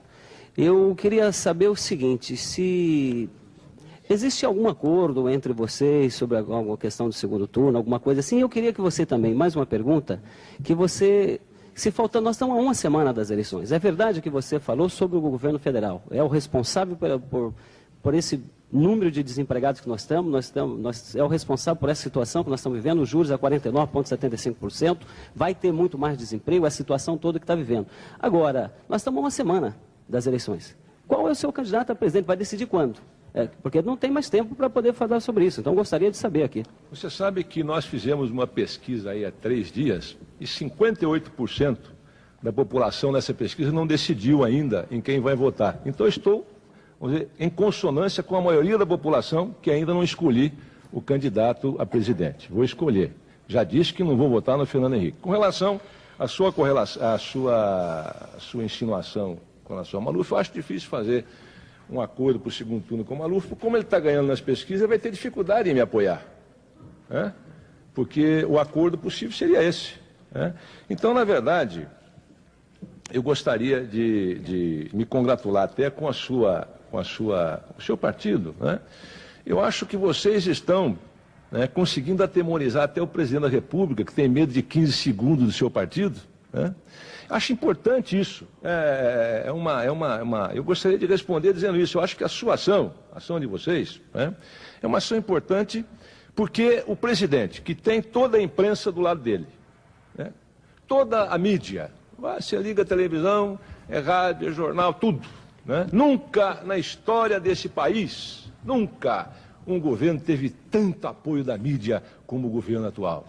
Né? E esse governo está prejudicando o país, levando o país para trás, abandonando a agricultura. Nós estamos comprando arroz e feijão dos outros países. Nós somos um país agrícola. Os nossos produtores de leite estão quebrando e nós estamos comprando leite da Argentina. É uma violência o que eles estão fazendo com esse país, desnacionalização das empresas. Né? Então, eu acho importante a repulsa que vocês colocam com relação à política econômica do governo. 15 segundos. Eu apoio, eu acho importante. E o que é significativo é que o governo se preocupa com isso.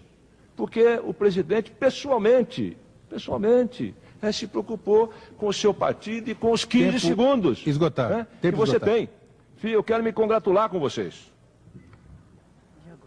É verdade que nós temos muito pouco tempo de televisão e o Fernando Henrique não suporta esses 30 segundos de crítica que nós temos a ele. Já tentou nos roubar, já nos roubou muito tempo e tenta nos tirar do ar agora na última semana. É um fato que isso acontece, infelizmente é assim. Ele que tem todo o tempo do horário gratuito eleitoral, e tem todo o tempo, tem metade do tempo do horário gratuito eleitoral, e, no entanto, se preocupa com 30 segundos, não suporta esses 30 segundos de crítica, é um fato.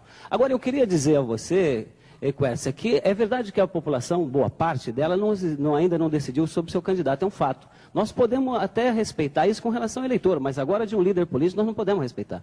Nós não podemos dizer que um líder político pode dizer que não tem candidato a presidente em uma semana da eleição. A população, nós podemos dizer isso. E eu queria te dizer, eu tenho candidato a presidente da República. O meu candidato se chama José Maria de Almeida, candidato a presidente da República pelo PSTU. E mais, queria dizer aqui, se tiver segundo turno e nós queremos que a população vote na oposição, vote no Zé Maria, vote na oposição, para que se tenha segundo turno, porque senão nós vamos estar diante de uma fraude eleitoral mais uma vez, como nós já tivemos na época do Plano Cruzado. Se tiver segundo turno, eu gostaria de declarar nosso voto aqui, que o nosso voto vai sem Lula. Porque em Fernando Henrique Cardoso nós não vamos votar nunca, porque ele é o responsável pela situação que está vivendo o povo brasileiro. Em respeito à luta do seu partido, eu vou dar uma informação. Eu tenho dúvidas entre dois candidatos. Um é o Lula, o outro é o brigadeiro Ivan Frota, pelo significado desse brigadeiro na luta nacionalista. Né? Na luta nacionalista. Num momento em que este país, no processo de globalização, está sendo entregue né, para o capital internacional de curto prazo, está sendo entregue. Né?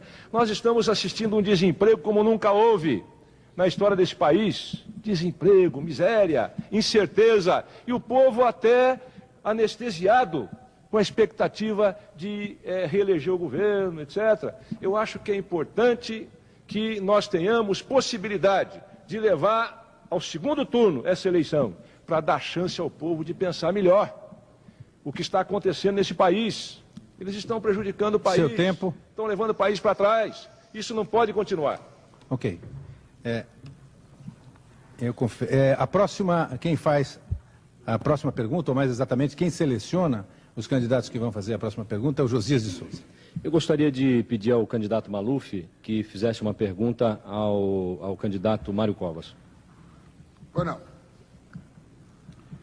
Senhor candidato Mário Covas, durante toda a vida de São Paulo implantou 25 pedágios. No seu governo foi até 44, menos 5 que você cancelou na Marechal Rondon, portanto foi para 39. Tem um plano de levar para mais de 100. Pois bem, o governo federal, quando fez as privatizações das estradas, teve como projeto o menor pedágio possível. Tanto é que na Via Dutra, no trecho de São Paulo, o pedágio é muito mais barato do que nas estradas estaduais.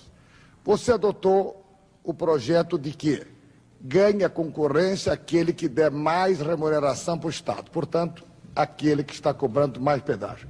Você podia explicar por que o seu projeto de pedágio está penalizando, inclusive, mesmo pagando só na ida, o preço do pedágio é maior do que o preço do combustível. Mário Covas.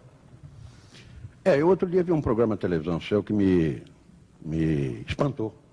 O senhor tem muito bons marqueteiros, eu achei que era a categoria deles que estava funcionando. O senhor botou uma malufete dentro de um automóvel, saindo daqui e indo a Indaiatuba. É interessante, porque ninguém vai para não voltar. Ou então, quem está voltando é porque já veio. Portanto, o combustível que se gasta é o de ida e volta, não de uma mão só. O pedágio cobra ida e volta. Primeiro erro foi uma comparação absurda. Compara-se um pedágio de ida e volta com uma gasolina só de ida. A segunda coisa que eu achei muito interessante naquele programa, pouco cuidado, hein? Pelo que recebem, deviam ter mais cuidado. Os 3 pedágios em que a moça passou, nenhum deles foi feito no meu governo. Os 2 pedágios da Bandeirantes foram feitos no governo do Paulo Egídio. E o pedágio de Indaiatuba por um outro governador. Não foi feito por mim, nenhum dos 3. Terceira coisa muito interessante também é de que a regra que o senhor sustenta é uma regra totalmente antissocial.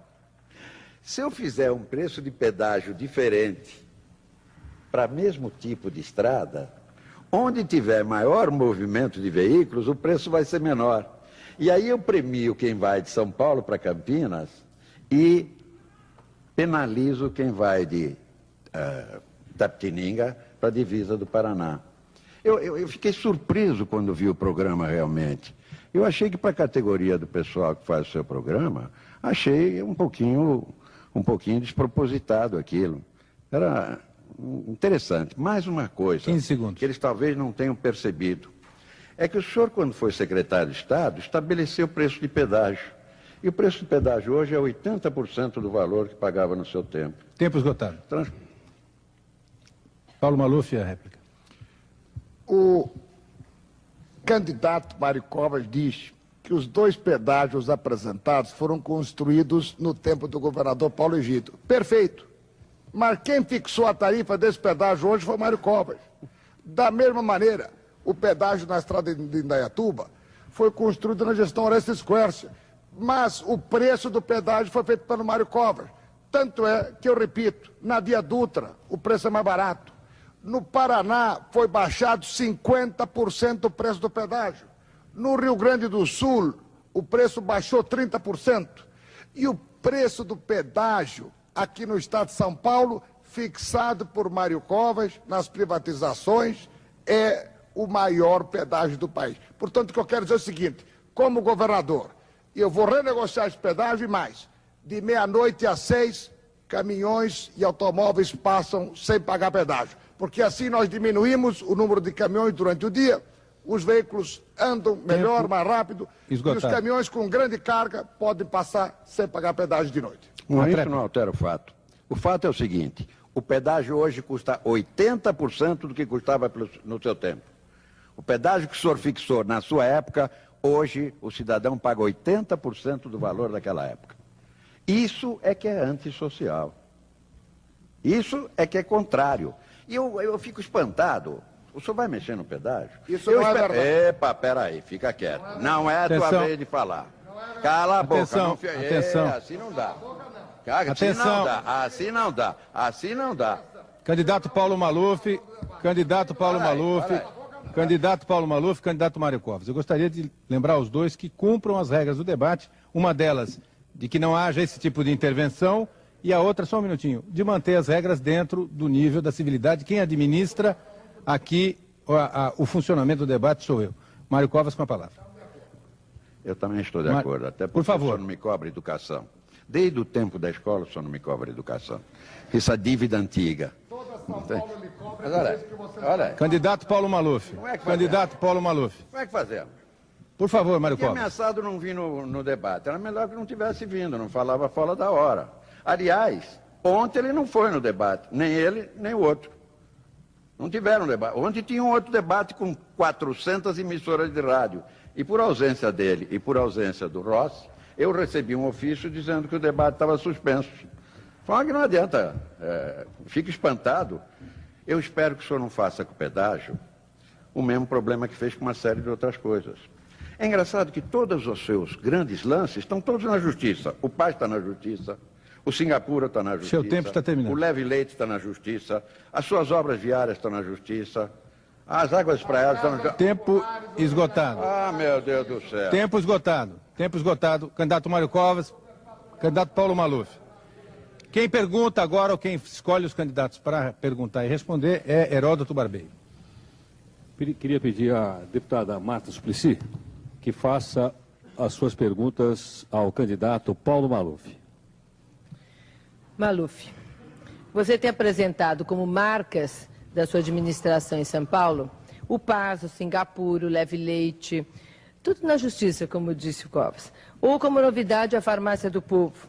Todos esses projetos que são colocados na televisão, tudo assim bonito, né? Para quem não entendeu, quem não está vivendo a situação achar lindo, sofreram ações do Ministério Público por irregularidades, superfaturamento, que beneficiaram seus familiares, como, por exemplo, o escândalo, conhecido por todos como Frango Gate. E eu lhe pergunto agora, essa vai ser a sua forma, vai ser esse jeito aí de tocar as obras sociais? Vai ser da mesma forma que tocou essas obras todas? Sabe, Marta, o que eu quero dizer para você é muito claro. Todas as minhas contas foram aprovadas nos 4 anos de prefeitura pelo Tribunal de Contas do município. E do meu último ano foi aprovado, inclusive, pela Câmara Municipal de São Paulo. Diferente, Marta, da sua companheira de partido, que dos seus 4 anos de governo teve 3 anos suas contas rejeitadas por irregularidades pelo Tribunal de Contas do município. O que eu quero dizer é que sim, a Farmácia do Povo é um grande projeto e eu vou levá-lo. E é um projeto do governador de Pernambuco, do PSB. É bem que se diga que você critica essa Farmácia do Povo, que é de um governador do PSB, partido que apoia o seu candidato a presidente da República. Agora, você sabe como funciona a Farmácia do Povo? Você já esteve em Pernambuco? Você sabe se o governo de lá explora a LAFEP? Você sabe se é uma SA, se é uma sociedade de economia mista, se é uma fundação?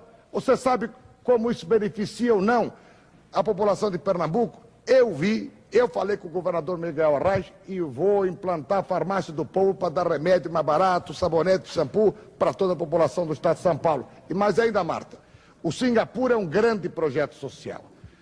O Leve Leite, um grande projeto social. Ainda ontem eu andava pelas ruas de São Paulo em carreata e vi meninos alegres levando a lata de 2 quilos. Eles vão à escola, eles frequentam a escola, eles têm 90% de frequência e mais.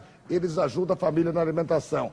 Quero dizer para você que o PAS, o Plano de Atendimento à Saúde, foi bem avaliado, inclusive por auditores estrangeiros, como hoje o melhor plano de saúde deste país. Ele está avaliado, inclusive, em pesquisas, e 80% das pessoas que se servem dizem que é o melhor plano de saúde. 15 Portanto, segundos. eu quero que verdadeiramente o grande tocador de obras seja avaliado no fim da minha administração como o grande tocador de projetos sociais. Maluf, como você enrola bem, por isso que as pessoas acreditam, né? Porque, vamos ver, só no caso do Leva Leite. O Leva Leite, nesse momento... É Leve Leite. É Leve Leite, porque, de qualquer jeito, é a mesma coisa. Ele foi alvo de investigação, está sendo agora do Ministério Público, porque foi encaminhada uma ação na Justiça Civil e Criminal e para tomar as providências por superfaturamento e ilegalidade das licitações. Agora, o que a mãe de família não sabe, a coitada que recebe o tal do Leve Leite, o que ela não sabe, e que aí é muito importante, é que na sua gestão, todo orçamento que foi para a merenda, 50% dele foi para o Leve Leite. E abaixou muito o nível da merenda, que era da época da Luiza Erundina. E agora, com o PITA, seu pupilo, o que está acontecendo? 70% do orçamento da merenda está indo para o Leve Leite. E a criança está recebendo, então, como merenda, 0,11%. Cada uma de merenda. Isso dá para comprar o quê, gente? Um chiclete. Então, o PAS também está sob a ação da Justiça. O PAS da Vila Maria, que você prometeu que ia atender 2 milhões de pessoas, está fechado, porque esse eu fui lá para ver e vi que está fechado. Não se engane, telespectador. É tudo mentira o que ele diz. É bonito na televisão. Paulo Maluf. Senhora candidata, o Leve Leite é o melhor programa social já feito neste país. Aprovado, sim, por 1 milhão de famílias, que todos os meses levam 2 quilos de leite integral em pó, que são 15 litros de leite para casa. E quando tem 2 irmãos, levam 2 latas. 3 irmãos, levam 3 latas.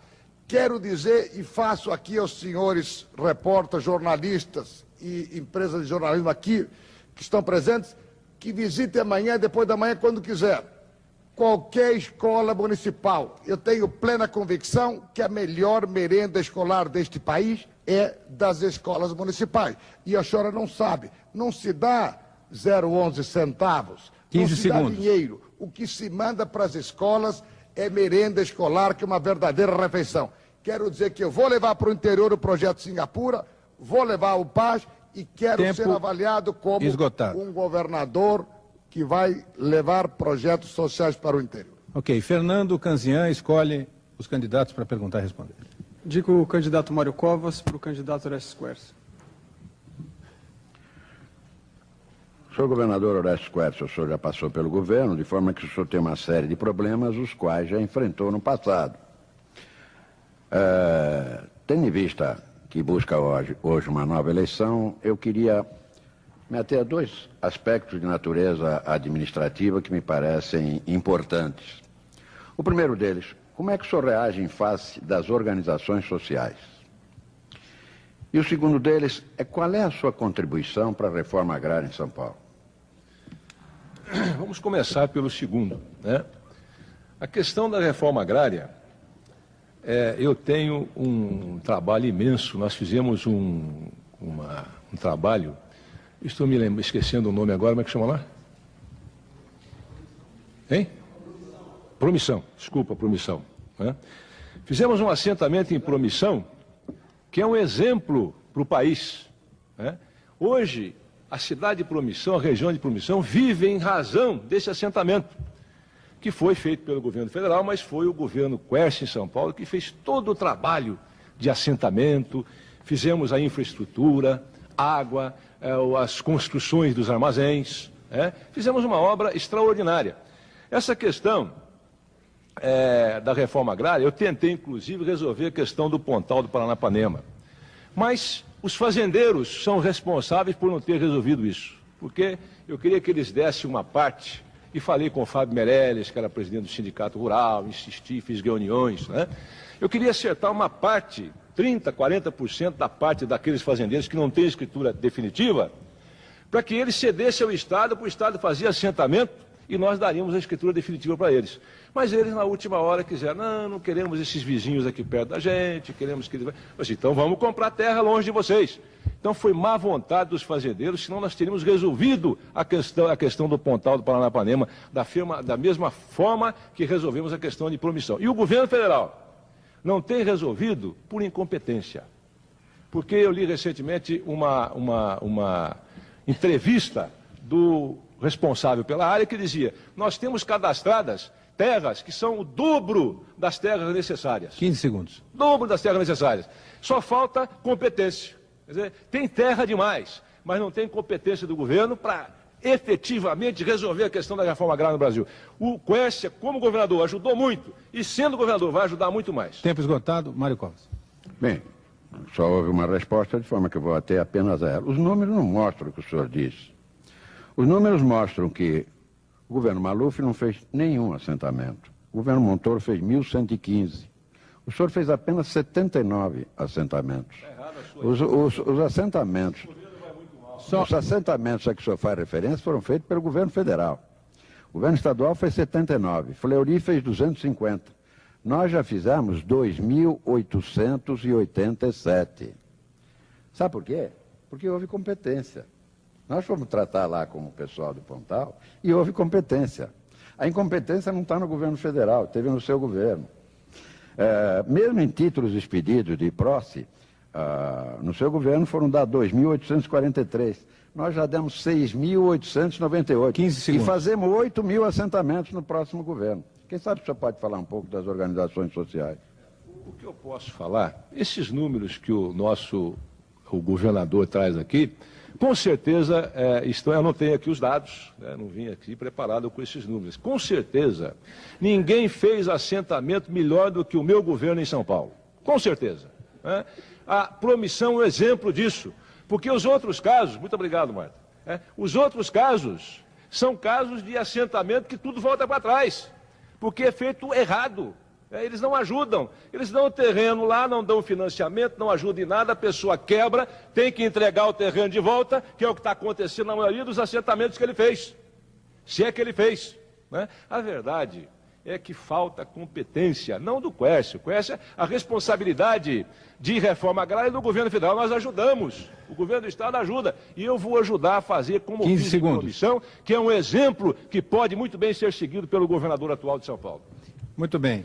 Antes de passar aí para o intervalo, eu queria lembrar que nós temos uma cadeira vazia ali, uma bancada vazia, que é a bancada do candidato Francisco Rossi, do PDT, que havia se comprometido a comparecer ao debate, havia aceitado as regras, esteve aqui, divulgou um documento e que considera que esse debate não é democrático, que a TV Cultura não é democrática, que a Folha de São Paulo não é democrática e faz, assim, um desserviço à democracia. Nós vamos para um rápido intervalo e voltamos logo depois com o próximo bloco e o último bloco do debate.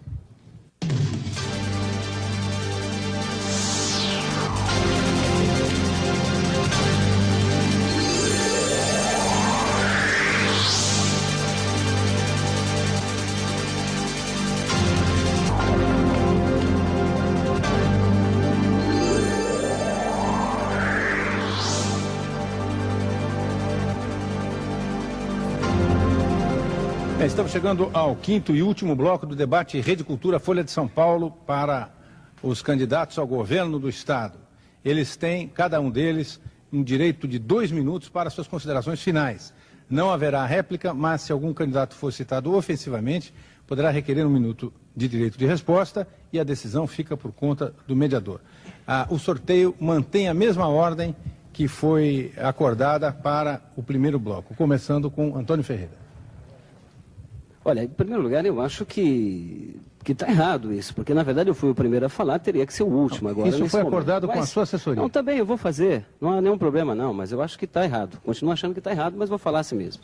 Bom, primeiro eu queria me dirigir diretamente a você que está em casa, que nós tivemos uma campanha, a nossa campanha você assistiu pela televisão, ouviu pelo rádio, que o nosso slogan Contra Burguês Vote 16 é um slogan que está na cabeça de todo mundo. E nós fizemos uma campanha bastante modesta, porque nós não temos financiamento de empreiteira, nós não temos financiamento de empresário nenhum, nós não temos financiamento de latifundiário, nós não temos financiamento de laboratório, que estão financiando campanhas agora justamente por causa da história do remédio falsificado. Nós não tivemos nada disso. Fizemos uma campanha modesta, mas uma campanha que enfrentou diretamente o governo federal, que vai trazer uma crise. Se for eleito, e nós esperamos que tenha segundo turno, que não se aconteça mais uma vez uma fraude eleitoral, nós queremos, nós vamos estar enfrentando esse governo federal, tanto agora como futuramente, se por acaso ele for eleito, nós esperamos que não seja.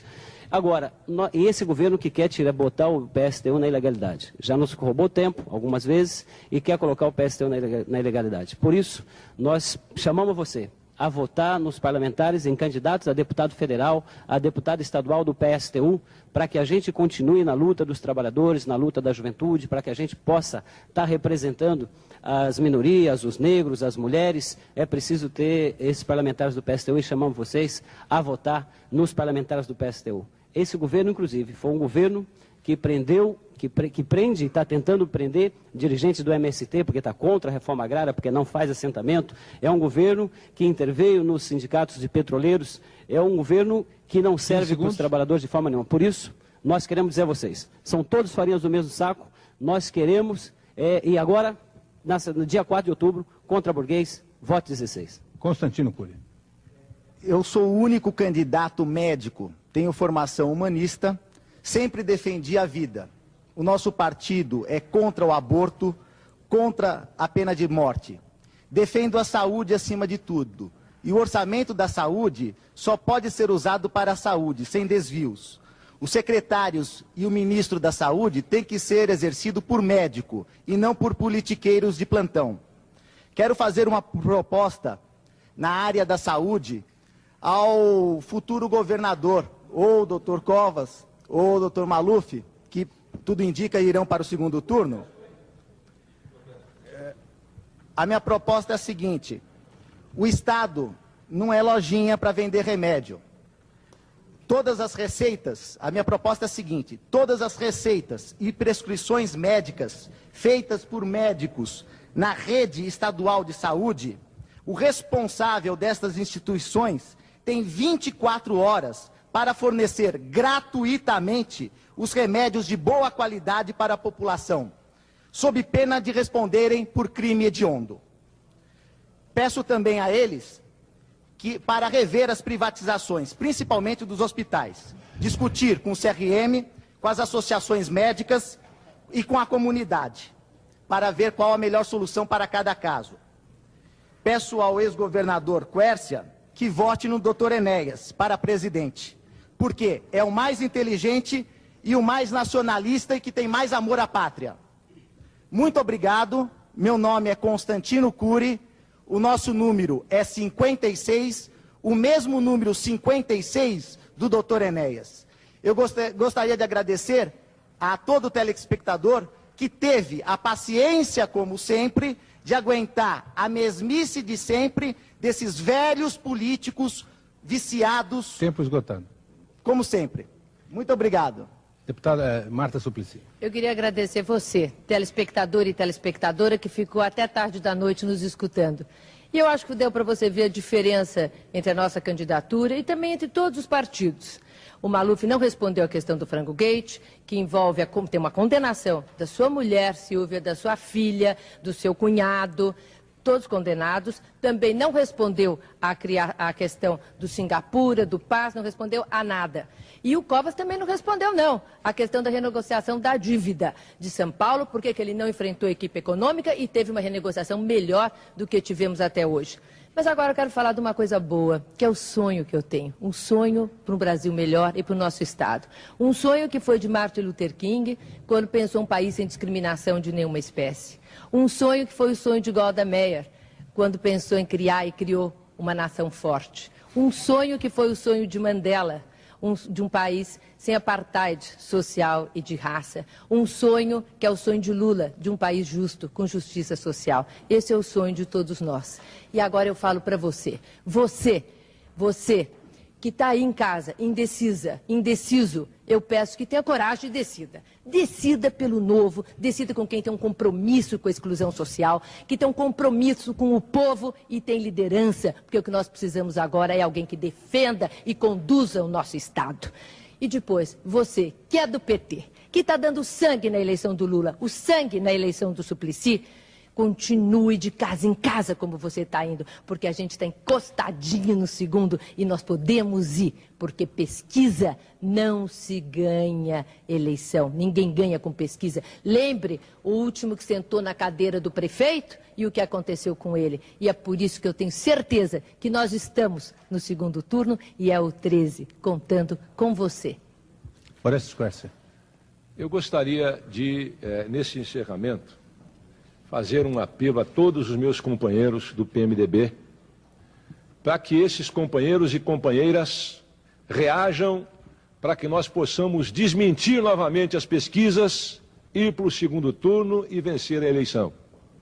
Nessa reta final, é fundamental que muitos companheiros que se influenciam por pesquisas façam uma meditação e reajam, porque a nossa proposta é a melhor proposta no interesse do futuro de São Paulo.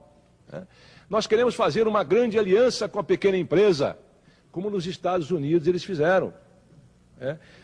Hoje, a maioria das exportações americanas são feitas pelas pequenas empresas, mais de 50%.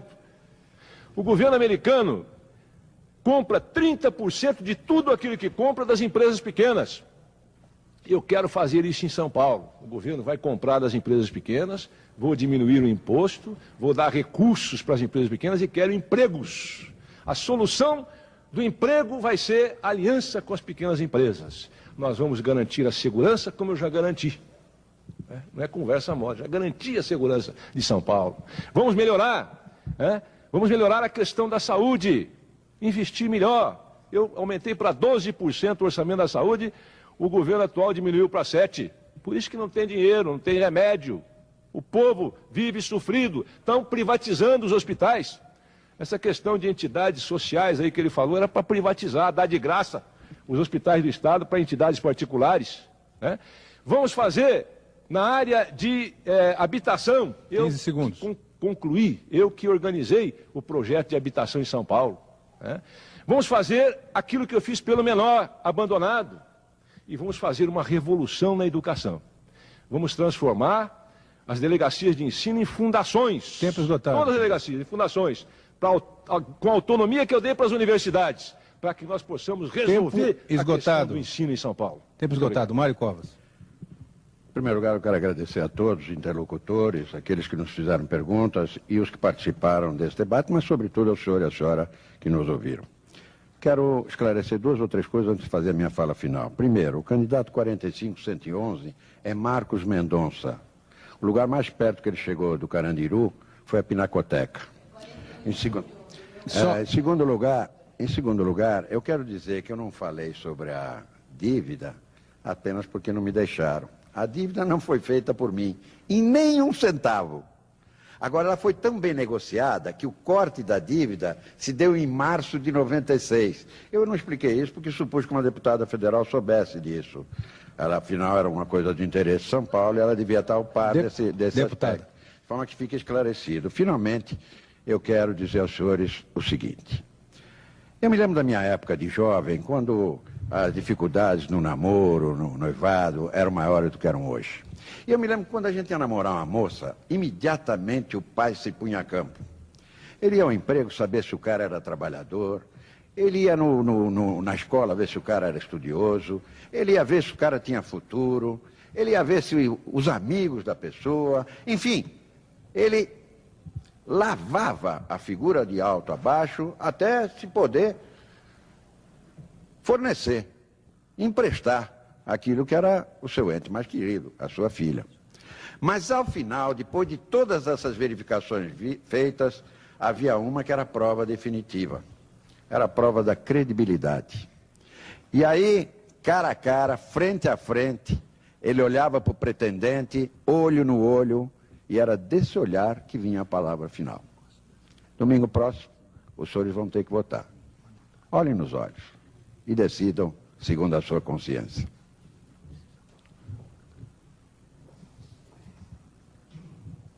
Encerrado? Paulo Maluf. Bueno, antes de fazer o meu encerramento, face à deselegância com que minha querida mulher Silvia foi aqui tratada, eu quero dizer que minha mulher nunca foi condenada em nada. E muitas vezes algumas coisas que fazem com minha família é de gente que tem medo de me enfrentar. Minha mulher Silvia é uma mulher maravilhosa, estou casada com ela há 43 anos, tenho com ela 4 filhos e 11 netos por enquanto. Minhas filhas são maravilhosas, nenhuma mulher é mais maravilhosa que a Silvia, nenhuma das filhas, mentira sua, não é verdade, nenhuma delas condenada. Pois bem, então eu quero fazer aqui a defesa da minha mulher, que é uma mulher maravilhosa. Quem conhece a Silvia sabe que é uma esposa ideal, uma mãe ideal, uma filha ideal e uma avó ideal, e ninguém fez uma obra social na prefeitura, no Estado, quando ela foi, como minha mulher, primeira-dama do Estado. Mas, meus amigos, estamos chegando no fim deste debate. Eu quero dizer que vocês agora realmente, olho no olho, podem julgar. O que aconteceu nesses 4 anos? São Paulo aumentou o desemprego. São Paulo aumentou a insegurança. São Paulo perdeu seu poder de negociação junto ao governo federal.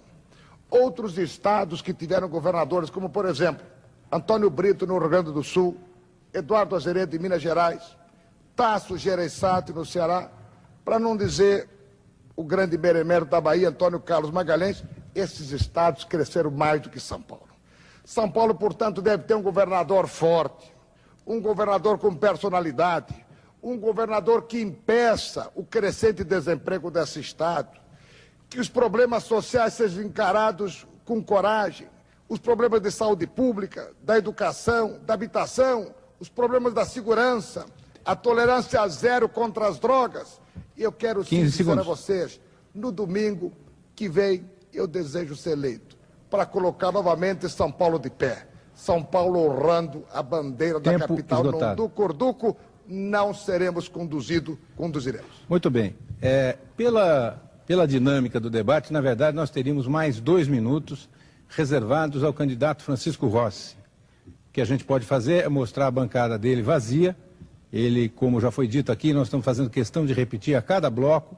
Ele não compareceu, embora tivesse aceitado as regras do debate, chegou a estar aqui na sede da TV Cultura e apresentou uma série de alegações para isso. Nós esperamos aqui que o programa tenha contribuído para esclarecer o eleitor e que essa tentativa de debate tenha assegurado um pouco mais de clareza em relação à discussão dos temas mais importantes aí para esta eleição. Eu agradeço a presença dos candidatos, a nossa bancada de companheiros aqui da TV Cultura e da Folha de São Paulo, ao telespectador, uma boa noite e até lá.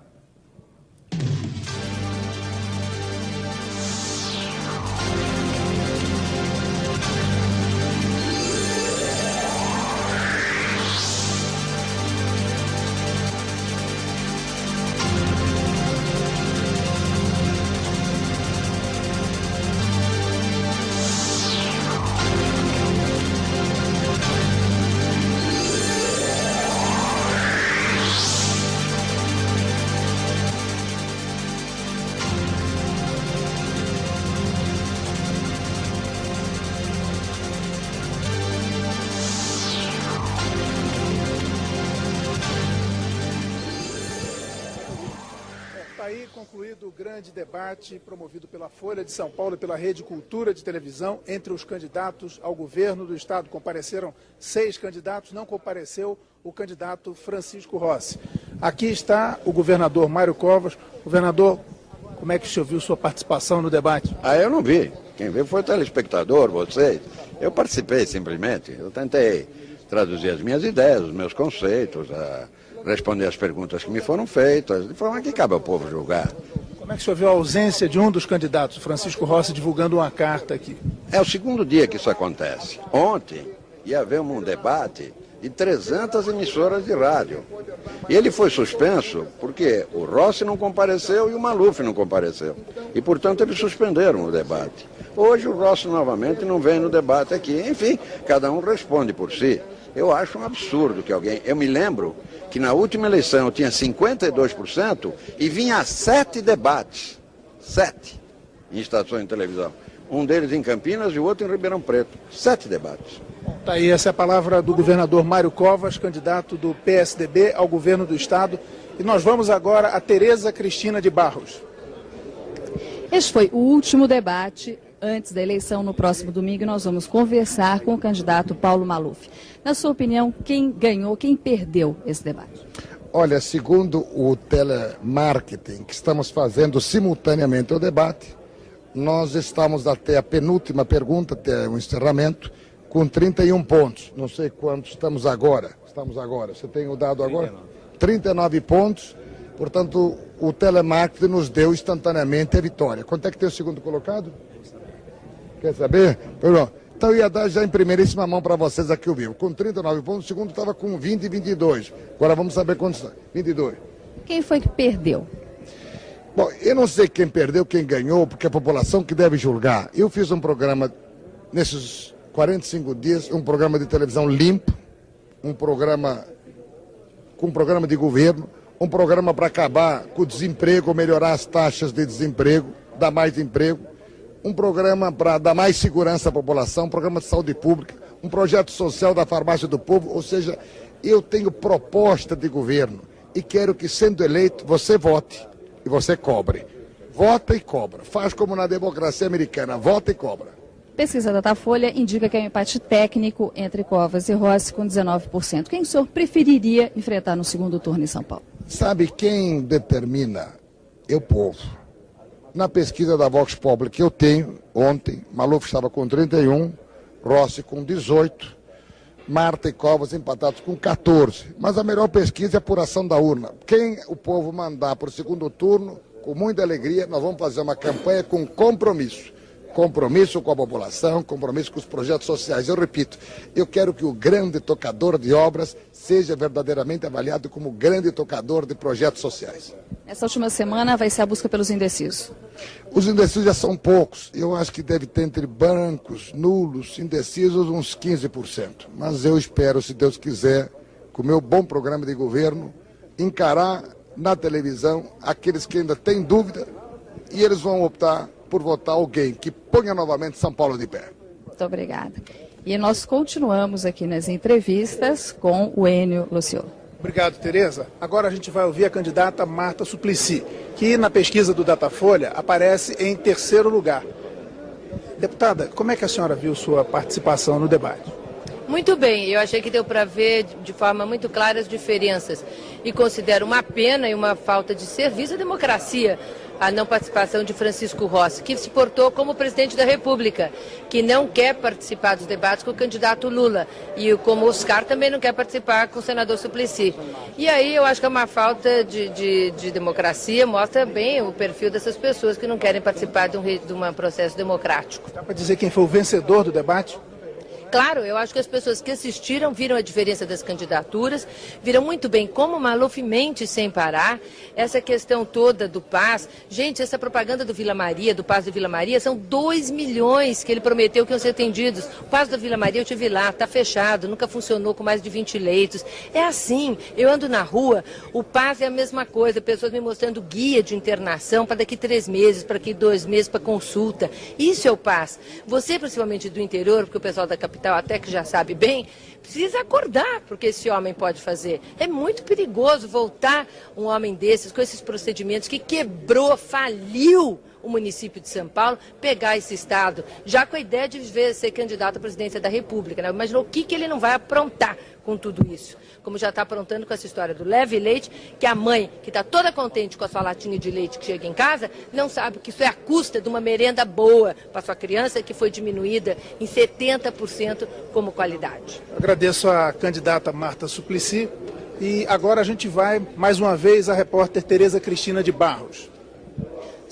Os candidatos continuam avaliando o debate. Antônio Ferreira, do PSTU. Qual a sua avaliação desse debate, esse último debate? Olha, eu acho que o debate valeu, principalmente porque o Maluf levou uma fuzelaria danada e não respondeu ao problema do Frangogate, não respondeu à questão do Frangogate, apesar de ter feito um discurso comovente com relação à dona Silvia, mas efetivamente não respondeu a história de ter vendido frango para a prefeitura a R$12. O frango mais caro do mundo, enquanto se a gente pode comprar um frango assado por R$1,99, ele vendia a R$12, ou seja, o frango mais caro do mundo. Então eu acho que nesse sentido valeu, e valeu também porque o outro candidato, o Fujão, o Rossi, é uma pena, mas ele tem a mesma posição, inclusive do Maluf, tem o mesmo projeto para o estado de São Paulo, do Maluf tem o mesmo projeto, o Covas também tem o mesmo projeto dos dois. Eu acho que esses não servem para ser governador de São Paulo de forma nenhuma. Agora, o que é mais importante é a população saber, os trabalhadores saber que nós vamos ter o terceiro turno das eleições, ou seja, as lutas que vão haver, porque vai haver uma recessão muito forte, vai haver muito desemprego e é preciso ter resistência dos trabalhadores para poder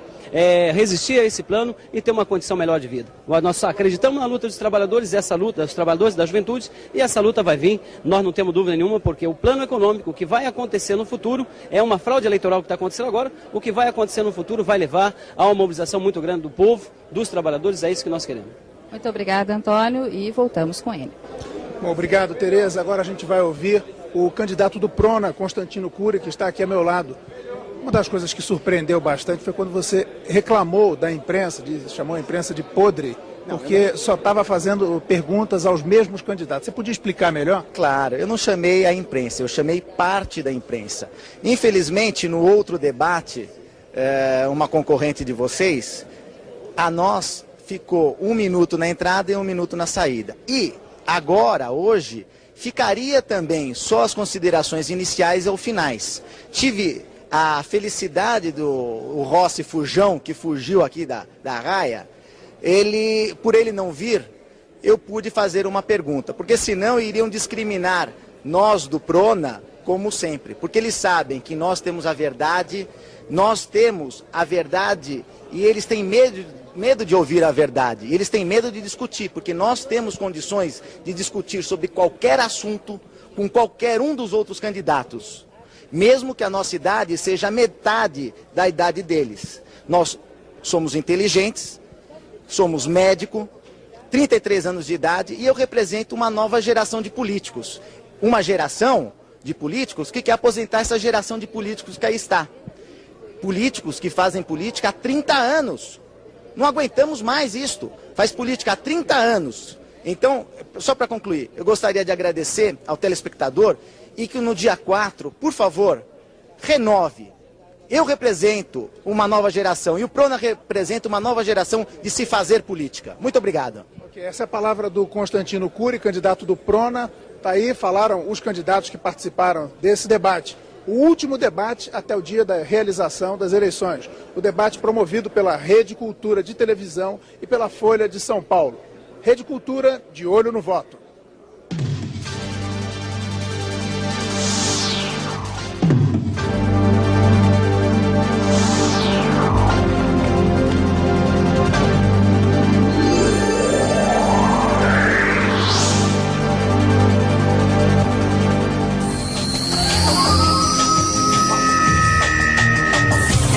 Rede Cultura, de olho no voto. Próximo domingo, 15 horas de cobertura. Toda a movimentação em torno das urnas, esclarecendo as principais dúvidas do eleitor. As eleições em São Paulo e em todo o Brasil. Os resultados das pesquisas de boca de urna. E os primeiros passos da apuração oficial dos votos. Próximo domingo, das 9 da manhã à meia-noite. Rede Cultura, de olho no voto.